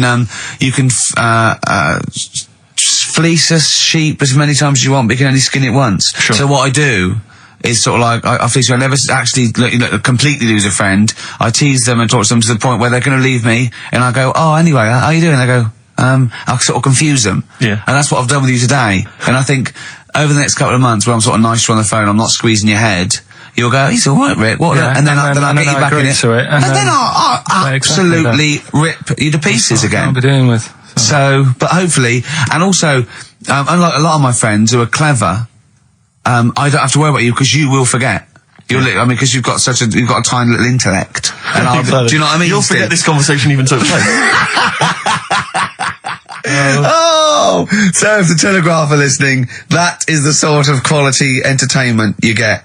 Well, you don't anymore. Let's just put a song on then. Yeah, that's the end. Goodbye, everybody. Have a lovely summer. Yeah, the rest of it. And we might see you in October. We might not. It's up to Karl Pilkington. Chances are slim. So call 0207 766 6000. Ask for Karl Pilkington. Or email him. What's this? This is Tim Buckley to end with. I think you'll enjoy this. It's called Once I Andrew Was. Phillips. Call Andrew Phillips. See ya. Nickelback, Someday on XFM 104.9. How old's the bloke from Nickelback? He looks about 40. It reminds me of, when a kid's made up a fate to look like a lion? Yeah. Do you know what I mean? It's like the Wizard of Oz lion. Yeah. But, good tune. I'll be controversial. I think rock rules the world again, Steve. Well, I'd hope so, mate. Do you know what I mean? Are we going to hear some rock later in the show? We're going to hear lots of rock. Excellent. It's like I might even play a little bit of Rainbow. Blimey. Just to, we've got the darkness, but sure. I want to remind them where it all came from. Yeah. You've heard the Liz. Yeah. You're going to hear the bow. Cheers, mate. Thanks for that. No, just high five. Yeah. So, Karl. Yeah, keep it real. Here we are then. Oh, listen, before we carry on, I just thought, it's weird, I was reading some of the fan emails and stuff we got, and one of the things a lot of people like, it divides the listeners, is your laugh. It's interesting. Some people love it, they find it infectious, they find it adorable. I mean, close up in a small space, like a kitchen or something, it's annoying. Like, Karl was annoyed, because I squeaked in his ear earlier, didn't I? Sure. Why did I laugh? You were on the toilet? I think I squeezed his head again, didn't I? And he said, no, it's not 1 o'clock He doesn't like the squozing. The squozing head. Yeah. But it's the squozing one. The funny thing is, right, we were out a few weeks ago with a mate of mine, right, and he went to squeeze me head, right, give it a squoze. Sure. And I was like, don't do that. You know, I don't like it, right? And Ricky said to me, mate, yeah, he doesn't like having his head squoze. As if it's like Marmite. As if some people love it. Yeah. And some people hate it. Sure. Yeah, okay. Well, anyway, there was a little taster of the laugh. That was more the kind of deep, throaty laugh, the belly laugh, but there's that kind of high-pitched squeak that you do. When I've got to get air out quickly, because I'm going to burst. Sometimes I laugh so much that my liver and all, they try and get out to it, so I have to get it out really fast, like a siren. Right. Do you know what I mean? Is that how you explain the fact that you're quite fat? Yeah, that's just laughter waiting to come out. Every time you laugh, you become a svelte young thing, like Brett Anderson. Oh dear. Well, anyway, it reminded me of the game that you and I used to play in our very early days of XFM, when it was literally Make Ricky Gervais laugh. Which was a great game, I think. I remember the first one. It was that fella drinking a pint of beer. Yeah. I remember the very first time. I tell you what, it's not great. Though? Ant and Dec do it now. They actually, it's very similar to Make Ricky Laugh. It's called Make Ant Laugh. Interesting. So many of our great ideas have been stolen. Yeah. Or stoled. Stoled, yeah. And anyway, I was looking through the paper in the week, and there was a picture which Which I think might be a Ricky Gervais laugh. I don't know. Again, obviously, it doesn't really work for the listeners at home, but I'll try and do my best to describe it. Can we stop saying my name because it's like a Dave Gorman project? Can we just stop? It's getting. Let's say a word often enough, it doesn't mean anything. Yeah. Let's stop saying Ricky Gervais. Well, what we're going to refer to you as. All right. Well, Make Patty Laugh is a new game. I'm trying to get one of those squeaks of a laugh. I'm concerned because I know. I'm not a monkey. I'm not sure, you're not a performing monkey. No, okay. I know that. Right. But anyway, let me just briefly summarise the story for those at home. Okay. The headline was Mum 48, a mother of 48 seduced boy of 14. Well, that's not funny. Not her own boy, obviously, but a neighbourhood child. I don't think it's a funny story so far. He said Grand Lana Allen, 48, led him upstairs and undressed to her waist, then took his trousers off. Okay, bear that in mind. This is a quote from him, right? Bear in mind, he's a 14-year-old boy, he's quite excited about this. He says, then we had sex, it was every boy's fantasy. Alright? You're going to show me the picture of her now, aren't you? So it's a picture of her. This is not... Bear in mind... This is... Okay. In his own words, Rick. Right. In his own words, this was every boy's fantasy. Okay. Here's the picture. It's a silent laugh. He's collapsed on the floor. I wasn't expecting that. I was thinking it looked like a fat man. I was not expecting that. Oh my god. Oh god. She looks like the drummer of Iron Maiden. She looks a bit like Lemmy. But I tell you, she looks like reminds me of most. Did you see those? I think they've got one with a fag on as well. No, I know. Just that's it with them out of makeup though. Carl, have you seen Every Boy's Fantasy? You should see. Oh god! Oh. Have a look, Carl. Oh god! How old is she? 48. Oh god! 48. That's lovely. Nothing wrong with that. I'll tell you, if you weren't lucky enough to see the picture, she looks just like the oldest man in the world. His photos on in newspapers and on the web for a while. He was about 135 or something. Hang on a minute. Yeah, Carl. Yeah, look. It's, Carl's got a theory that Chinese people don't age well. This man was a Chinaman, right? And he was 120 or something. Yeah. Did you see a picture of him? Yeah, he's still alive. No, he's not. No, he's not. He's died at 120. So he said 120 or something, but makes you wonder. What makes you wonder? Well, because they don't age well. I think he's using that. What? He's probably about 37. Oh god! Honestly, we walk down the street, right, and we see an elderly Chinese person, right, and Carl would go, I just think he is, like it's not. I don't understand this notion that Chinese people don't age well. I don't know where this has come about. No, I mean, I'm not having a go. No, right? I never want anyone to think I'm like having a go at them, but they are really good looking and they're healthy and that. Till they're about. I've never seen one, right? Can you tell me if you've seen a Chinese person who's about 30? It's either 20 or 50. There's no middle ground. This is what I came back for. This is 2 hours of absolute drivel from the brain of Karl Pilkington. Let me just check something. So the Chinese gentleman who died recently was 130. Your theory is your theory is that he's maybe in his late 30s, early 40s. Yeah. This is an elaborate conspiracy on his part, because obviously whenever they talk about the oldest people in the world, it is always a Chinese person. Yeah. Invariably. They do, yeah. I mean, they seem to win that every year. Go on. So your theory is that in those small backwater villages in China... Ross McWhirter comes to a little village. They go, the Guinness guy's on the way. He goes, well, until recently, the oldest person in the world, how old are you? And they're so embarrassed, because they think they look about 120, they go, 120, they go, really? Go, yeah, can I have his birth certificate? No. In fact, I think this Chinese bloke it wasn't verified with the conspiracy because he didn't have his papers. Didn't have his papers, no. So is this the same one or a different fella? I think it might be the same guy. I'm not sure. Trying it on. So there's a huge conspiracy amongst these Chinese villages that every time when you get to about 50, say you're 70, because no one will believe us. Well, if you can confirm or deny that, then please email in ricky.gervais@xfm.u. This is the Racist Joe on XFM 104.9. Call in if you're anything less than a little mank. Born Again, Star Sailor on XFM 104.9. We're back. It's the 1st of November. Ricky Gervais, Steve Merchant, Karl Pilkington. It's the same old email address if people want to get in touch, ricky.gervais@xfm.co.uk. We've had a couple of emails, Rick. Someone, actually Ian, he's emailed in, he said that because of the blinking postman, it's his wife's birthday today. She's had no cards or presents, because, presumably because she's got no friends, but also because of the postal strike. But you won't be able to use that excuse for Suzanne's birthday again, because she knows that the postal strike won't be on around that time. All right, Carl. But anyway, so would you just say happy birthday to Tracy? Have those condoms run out yet that you got for Christmas? Carl? I've still got them. Have you? Just say happy birthday to Tracy. Happy birthday, Tracy. And hello to Aidan, who's phoned in to let us know he's actually listening in Northern Ireland. Oh, so we've gone international. Sure. Now, there's also a questionnaire has been sent in by Ruth Chamberlain at Cordwainers College. Cordwainers College seems a weird. Cordwainers. It used to, yeah. It's either used to be a poly or a laundrette. I think it's yeah. Anyway, it's something that she's doing for, she's studying product design for the fashion industry. And anyway, she's got, some questionnaire. And we're too busy and important to fill out the questionnaire.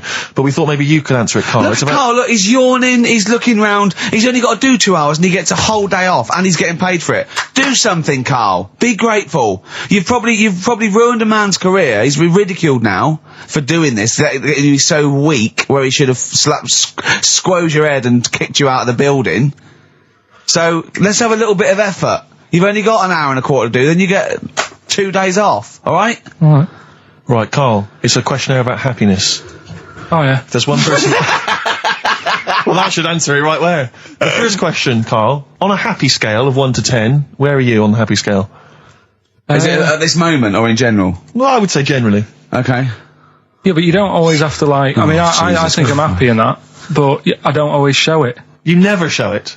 No, but it doesn't mean I'm not happy in that. Like, I'm alright at the moment. I'd say I'm probably about an 8.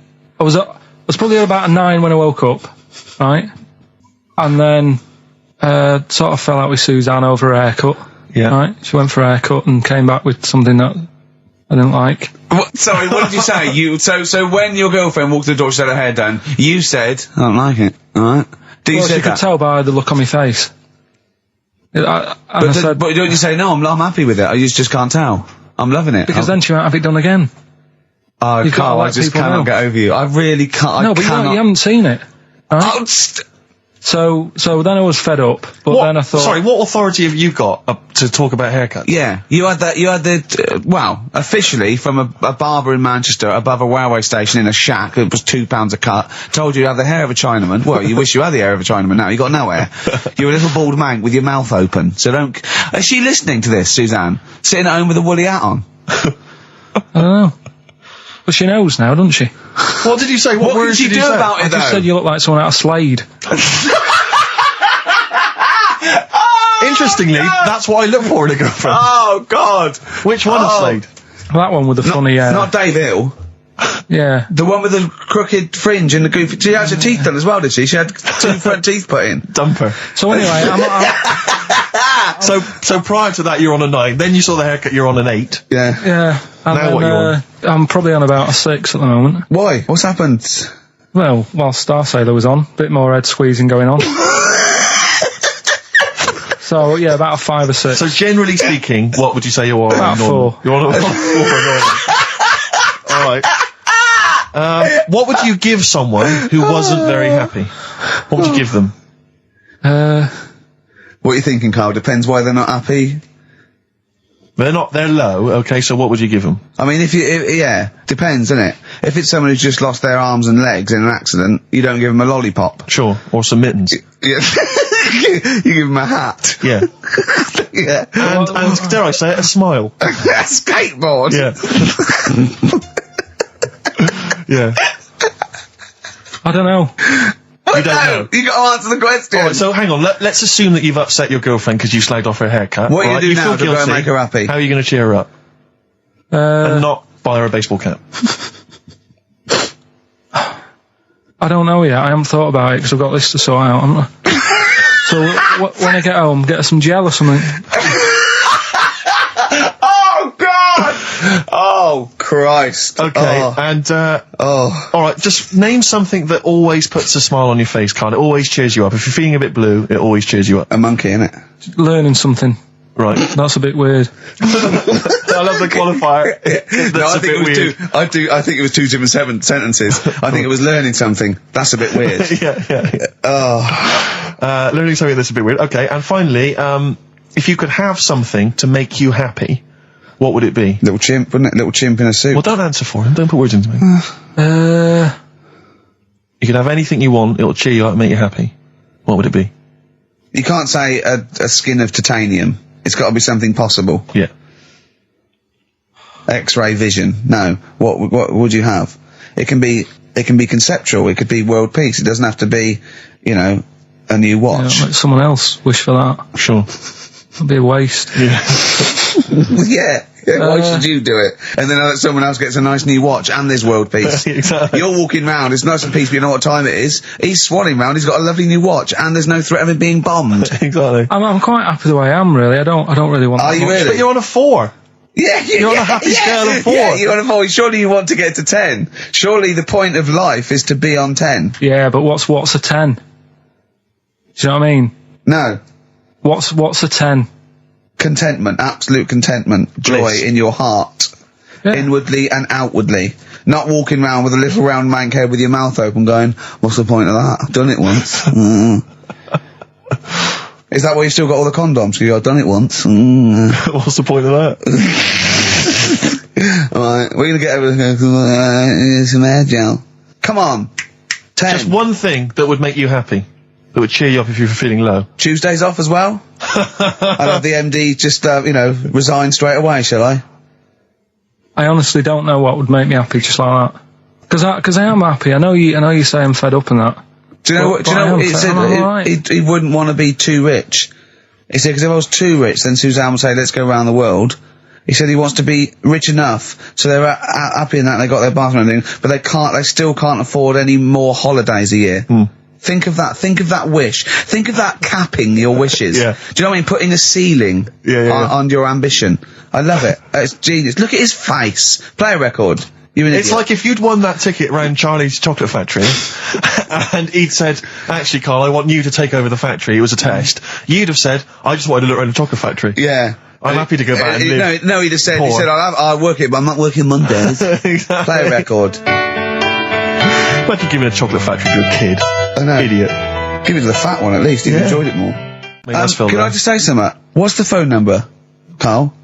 08700 800 1234. 08700 800 1234. Call up for no reason, because I want Carl to answer the phone. He hates doing it. So call up and talk to Carl.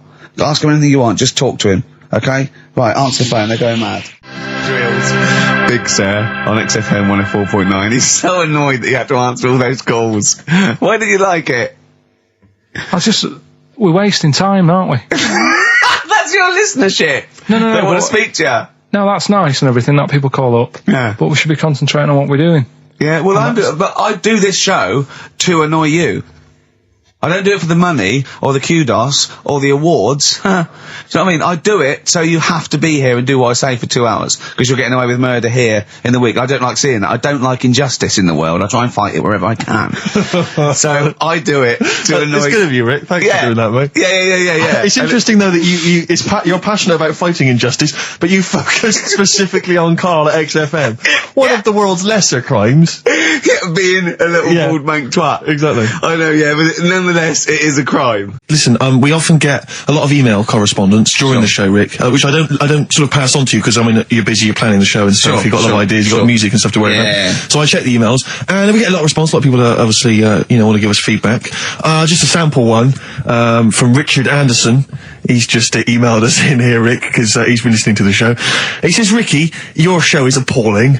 Are you actually aware you're on the radio, or has someone just secretly stuck a microphone on you? That's from Richard Anderson. So that's typical of the kind of feedback, Rick, we're getting today. So, is that good, is it? So that's the kind of, high positive praise that we're getting. So, I'm glad Anderson's listening, because I wanted him... I was gunning for him as a fan. I was worried that early on in our career. So I think he's hooked now, though. But thanks, Anders, for getting in touch. Good work. He's sitting through for Hellraiser, though, isn't he? Yeah, well, that's still to come. Still to come. What we're playing. Just let me just check Richard Anderson's email again. Just remind myself of. Go on. Ricky, your show is appalling. Richard Anderson, thanks. What I like about Dickie Anders is that he's obviously so angry, he's so annoyed by the show that he's bothered to email just to get the venom out. Otherwise, you'd just think he'd switch over. Well, he's obviously so annoyed. He knows how to hurt someone as well. Exactly. He's really taken the time out to show his disapproval. Of giving up. I'll tell you what, though, it is pretty hard to listen to. What, this? Yeah. I've listened back to the tape, that when you're making that thing for the best of. Yeah. And I mean, I sounded like Albert Taplock. I really sounded like some sort of punch-drunk stroke victim. Let me just check, just check what Richard Anderson thinks of it. Could he be that again? No, he thinks it's appalling. The Dixter thinks it's appalling, so we should play a tune. What's this? Bit of Aqualung. Aqualung. Rockbusters next. Dick Anderson's been back in touch. Excellent. I think so. Obviously, we turned him round. He loves it now. He's been tuning in. He loves it now. He says, Ricky, thanks for a really forgettable 2 hours of radio. I think I'll spend the time next week counting my feet. That's from Richard Anderson. So we've turned him round. Do you know where the phrase "counting my feet" comes from? Well, in the olden days, right, and I'm talking ages ago, when you really loved something, you used, as a sign of respect, like, say, a radio show, you'd count your feet. And that's where that comes from, Carl. Guys, can I just look at that? I'm just going to email Richard Anderson and tell him I agree. Do you reckon Richard Anderson will be back next week? Yeah, Richard Anderson will not miss this show. Excellent. I'll tell you, our number one fan has emailed again. I'm pleased to announce. Richard Anderson, Dickie Anderson. He was in touch last week. Is back. He loves this show. He's such a fan of the show. And this week he's emailed in, what actually is the point of your show? Is it to confuse, irritate, depress, or what? All of those things, Dickie. Thanks for noticing. Oh, he loves this show. He's such a fan. He's Because last week, you remember, Carl, he emailed in to say that he'd rather spend his time counting his feet than listen to this show. Presumably he's done that. Yeah. And he's how many feet? Incredible. Yeah. No, but he loves this show. Good, yeah. So, thanks, R.A. Thanks for listening. See you later. Well, I'm just looking at some of the emails, and if I can find it, I've got an absolute treat from you. Go on. Dickie Anderson. Is he? Anders, he's emailed in Richard Anderson, our biggest fan. Biggest fan. He said, Dear Ricky, sorry for not tuning in recently, only I've been busy watching a puddle evaporate. Glad to hear you haven't tinkered with the show's winning formula by trying to introduce any quality into it. That's from Richard Anderson. So, good to have Dickie Anderson listening again. Because he just keeps us on our toes, you know. Yeah. And good work, Rich. Thanks for that. I wonder what he looks like. Dickie Anderson? Yeah. I bet he's a good-looking guy. For some reason, I've always imagined him as being slightly older, with maybe a beard. Oh, no, I think of him sort of cords and now and sweater. Definitely cords. I think he looks like, maybe the Proclaimers. Yeah, but again, with a beard or at least a moustache. Yeah. I don't know why I'm seeing some kind of facial hair. And he's sort of like, he likes the Cure and the Swiss Nut, but, he snarls at everything. He thinks everything's puerile. Yeah. I bet he prefers Radio 5. Do you think Radio 5? Yeah. 5, yeah. And 4. I bet he's a real music snob as well. I bet there's certain bands, it's like rubbish. The Blazing Squad, rubbish. All pop music, rubbish. Britney Spears, rubbish. Is this defamation of character? He slagged you off enough times, Rick, and the show. I don't know. And I'm only saying it's my opinion. Exactly. I imagine. So yeah, I mean, we don't know. I mean, you know, he could be a lovely guy. To be honest, I'm getting to like him. What I like about Richard is he's willing to say what he thinks. Well, it's more than that. He's a bit like Eminem. No, it's more than that. He actually hits on the truth too often for my liking. Yeah, well, I mean, this is a shoddy show with very, very little to offer. You got to remember, though, it is a bronze-winning show. We did win a bronze award at the Sonys last year. One of the most coveted of the awards. Yeah, bronze. In my opinion, the bronze is slightly better than the gold. Well, a lot of people don't win the bronze. You got to remember that there's not many people who win the bronze. Gold's got no intrinsic value. It's just a currency, and in my opinion, bronze is better. yeah. In a way. Carl, Rockbusters, Carl. Yeah, no, listen.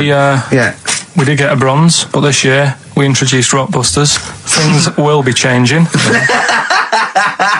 So, hey, we didn't introduce Rockbusters, Carl. Please don't tar us with that brush. Yeah, you introduced it. And also, do you remember the show that got that bronze was the show with the complaint that was upheld by the radio authority? Was it really? Yeah, the show that got the award and was nominated was the one with the only upheld complaint we've ever had. Do you think if we hadn't discussed that particular subject for quite as long, we could have got the silver? I think it was a mention of, and I say this meaning male birds, of all the cocks. Right. Yeah. This isn't a radio show, is it? I just suddenly caught myself. This is nothing. I told you that before. It's been bad today. No, but I mean, it's the way, this casual way that it's like we almost have no regard for our listener. And I'm not proud of that. I just don't know what to do about it. Do you know what I mean? I don't know how to do this properly. I mean, we're just chatting here. I mean, it's only Anderson who's seen through us. And that surprises me that more people haven't. I mean, what are the figures like? Do people listen to this show? I'll find out for you. You keep saying that.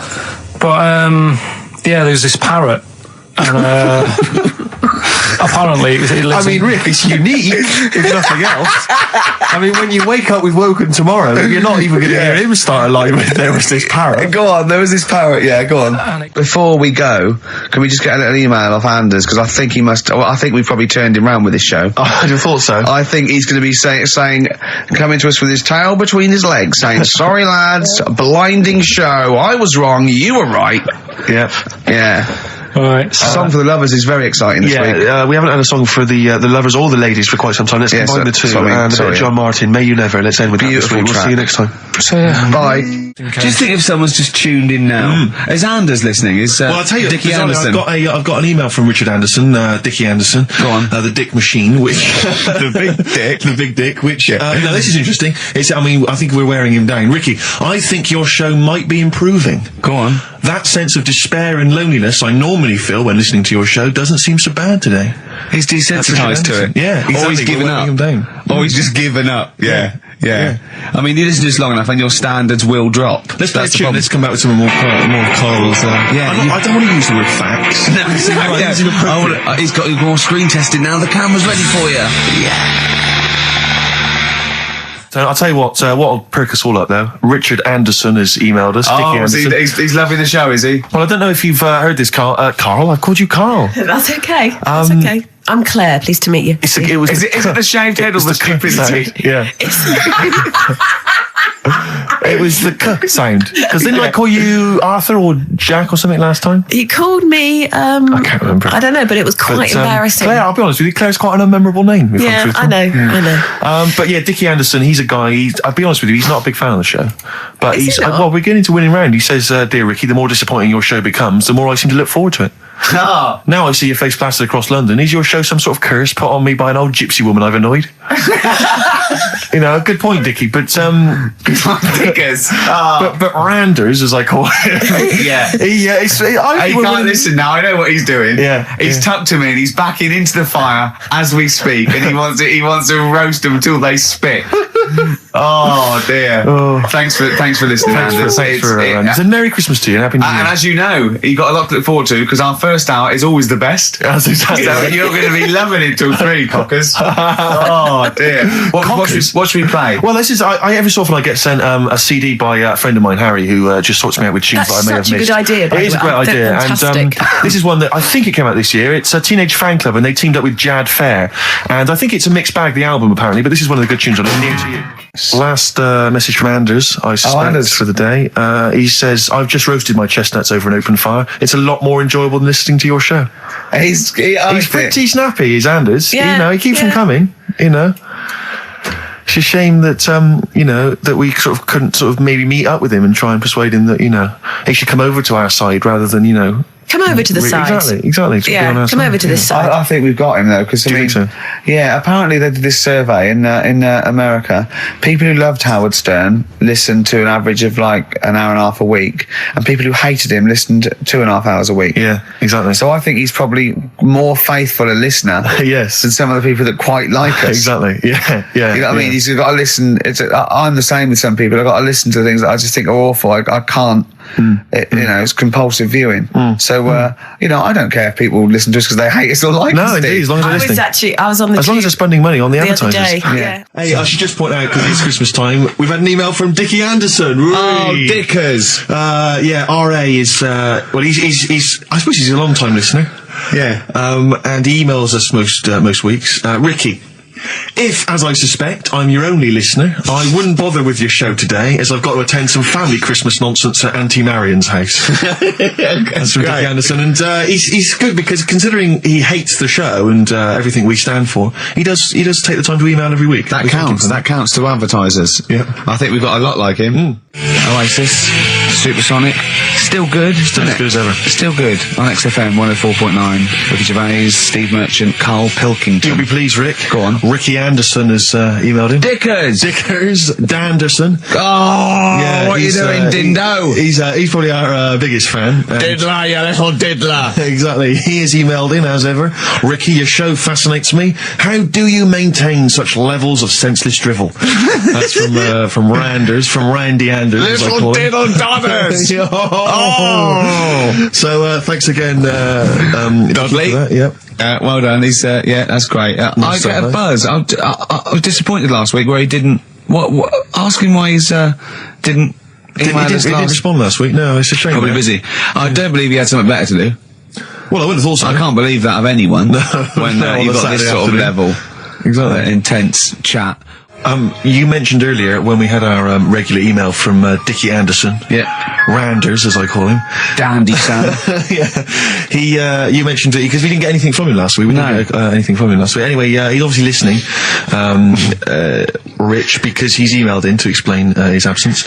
Dear Ricky, sorry for not tuning in last week. Only I was in HMV returning the 14 copies of The Office I got for Christmas. That's from Randers. So, he's explained himself. Oh, he's dear. excused himself. Oh, Anders, we should get him on one day. Yeah. Because people always say to me, like, Ricky seems a bit obnoxious. Who says that? No, they say, No. Who comes up to you and just says that? The guy on the tube did it. I swear to God, he came up. He said I was watching an interview with Ricky. He said he's not a nice piece of work. I went, well, I mean, he said, no, I've got friends like that. And it's like they're always talking. They're a bit irritating, and you sort of let them off because they're your mates. But I was going, well, hang on a minute. He went, well, two things. It's sort of my job talking and being interviewed. Essentially, you do have to talk. Yeah. So about yourself. If that's his only criticism, then I'm not too bad. No, he didn't think you were funny either. In fact, he had a whole list. I say a list, a petition. It wasn't Dickie Anderson, was it? It wasn't Richard Anderson. I hope he's listening. He's our biggest fan. I'll tell you what, Mock Turtles need a remix by Fatboy Slim, don't they? Mock Turtles? It's a great tune, but I'd love to hear it remixed. Yeah. Supergrass, Seen the Light, XFM 104.9. We're a little bit worried. We might have a technical hitch here. We've had no emails, and usually we get loads and loads. So we're worried it's us. Can someone send an email? Just a test email. Yeah, but we won't know if they have or not. They might just be ignoring us. No one might be listening, Steve, so this isn't proof. I guarantee there's at least one person who would send an email.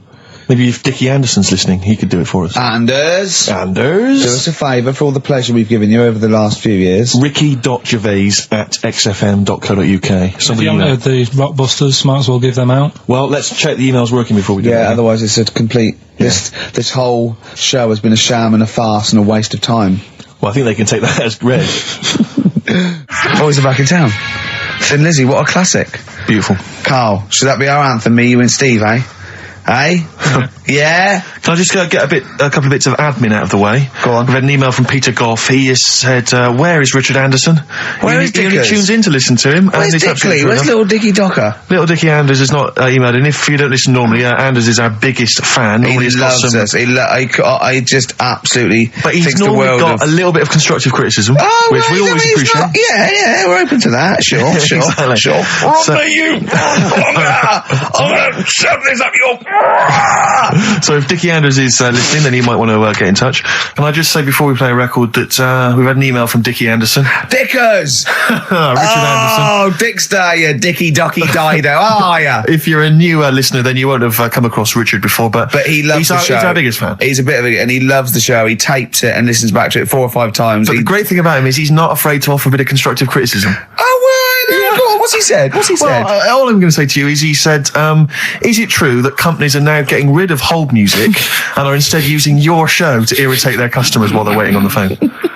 I don't know. We'll try and look into that, Dickie, but thanks for that. Yeah. Before we carry on with anything, I should just tell you, we're on the subject of emails. There's one emailer we're always looking forward to hearing from. Dickers! Richie Anderson. Dicky Docky Doo. Richard Anderson, thanks for emailing. He's my biggest fan. He's now. one of the biggest fans. He absolutely loves me. But not afraid to offer some constructive criticism. Go on. That's the great thing about Dickie. And from Anders this week, he says, Ricky, I'm lazy, I talk nonsense, I'm badly organised, and I believe in ghosts. Can I have a job working on your show?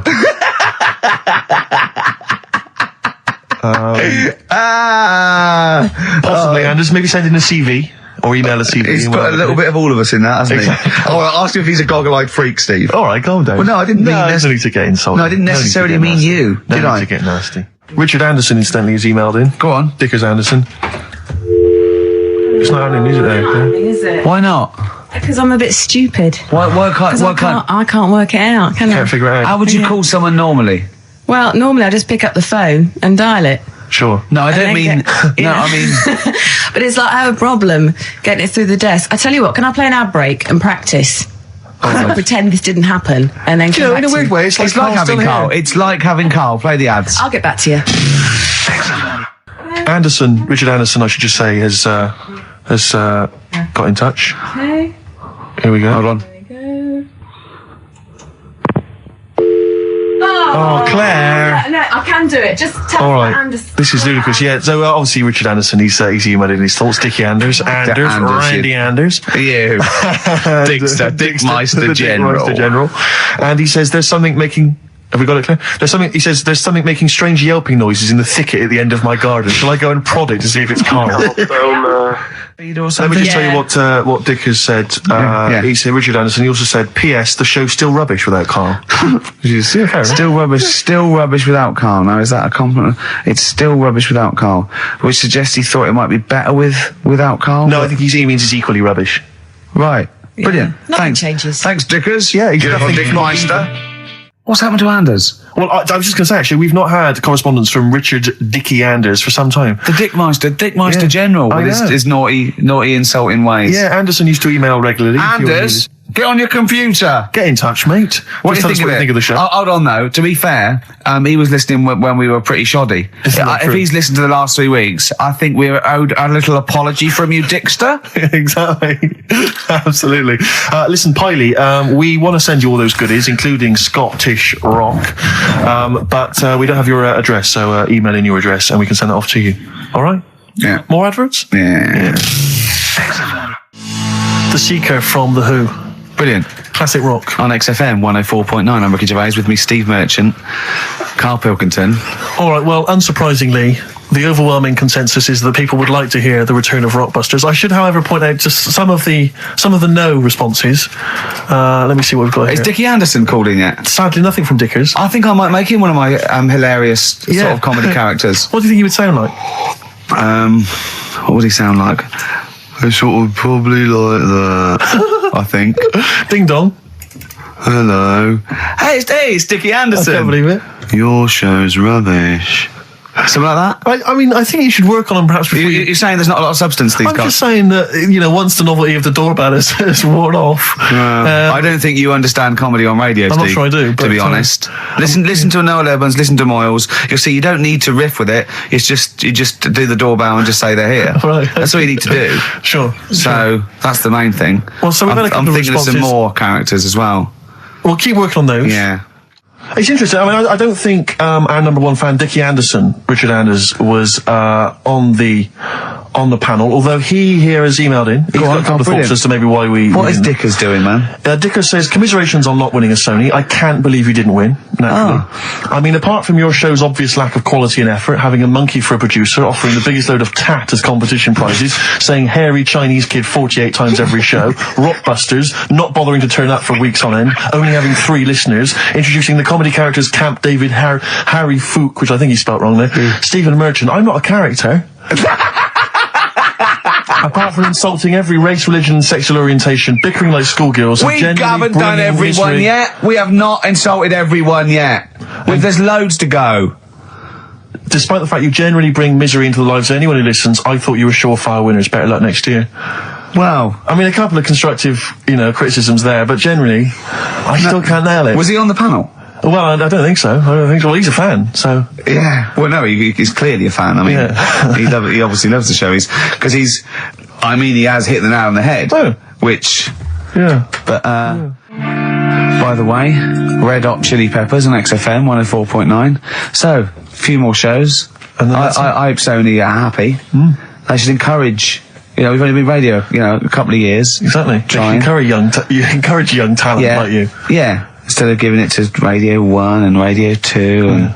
The old war horses. We just had a quick email. I wonder if you could answer this. It's James from NW1. He says, Ricky, is Karl going to be on this week's show? Please let me know, as I may listen if he's not. Sadly, he is here. I mean, people are already turning against you, Karl, because they've seen what's happened. Yeah. I think they've probably realised that I think we gave you too much. I think we've got a spoiled sort of kid in our hands. It's sort of like, we knew how bad he was, but we were trying to sort of bring him out of his shell a little bit. Yeah.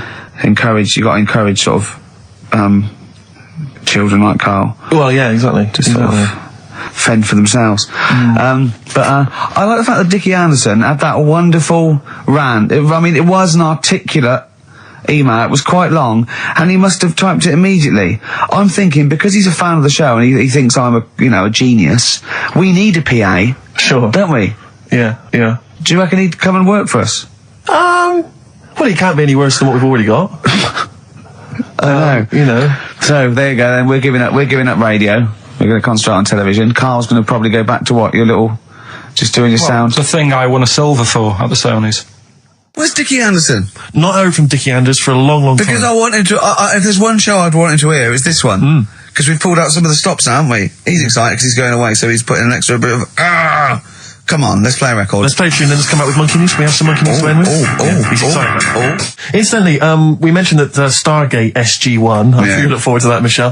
That features Richard Dean Anderson. Had a lot of emails, people saying, is that the same Richard Dean Anderson or Dickie Anders that used to email in and said he loved the show? What's happened to Dickie Anders? I've not heard from Dickie for ages. So, Dickie, if you're listening, Richard Anderson, if anyone knows Richard Anderson, what's happened to him? Well, I think we know his top 3. Yeah. So, Dickie Anders, if you're still out there, get in touch with Anders. It was also, Anders. Embrace and Gravity on XFM 104.9.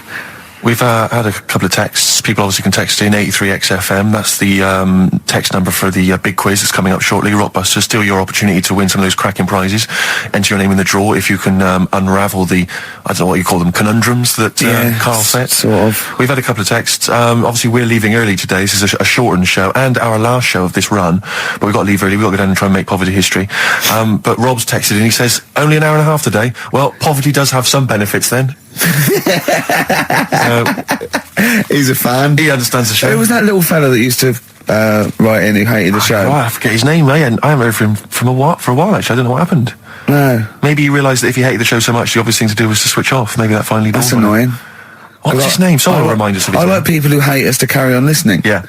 It just gives it an edge, doesn't it? Yeah. It's the fact that, that you're annoying someone. I mean, I love annoying people. I know you do. You're like a kind of walking Chinese water torch. Yeah, exactly. Yeah. Well, how's it going with Rockbusters? Anyone got the answers? Actually, one guy has texted in, James in Deptford, he's offered some answers, and he says here, the guy that hated us, famously, of course, we should have remembered, Dickie Anderson. Dickie Anderson? Richard Anderson, of course. I don't know if Dickie's still listening. If he is, obviously email in ricky.gervais@xfm.co.uk and tell us what you've been doing, how you've been keeping busy and stuff. Yeah. Nice to hear from him.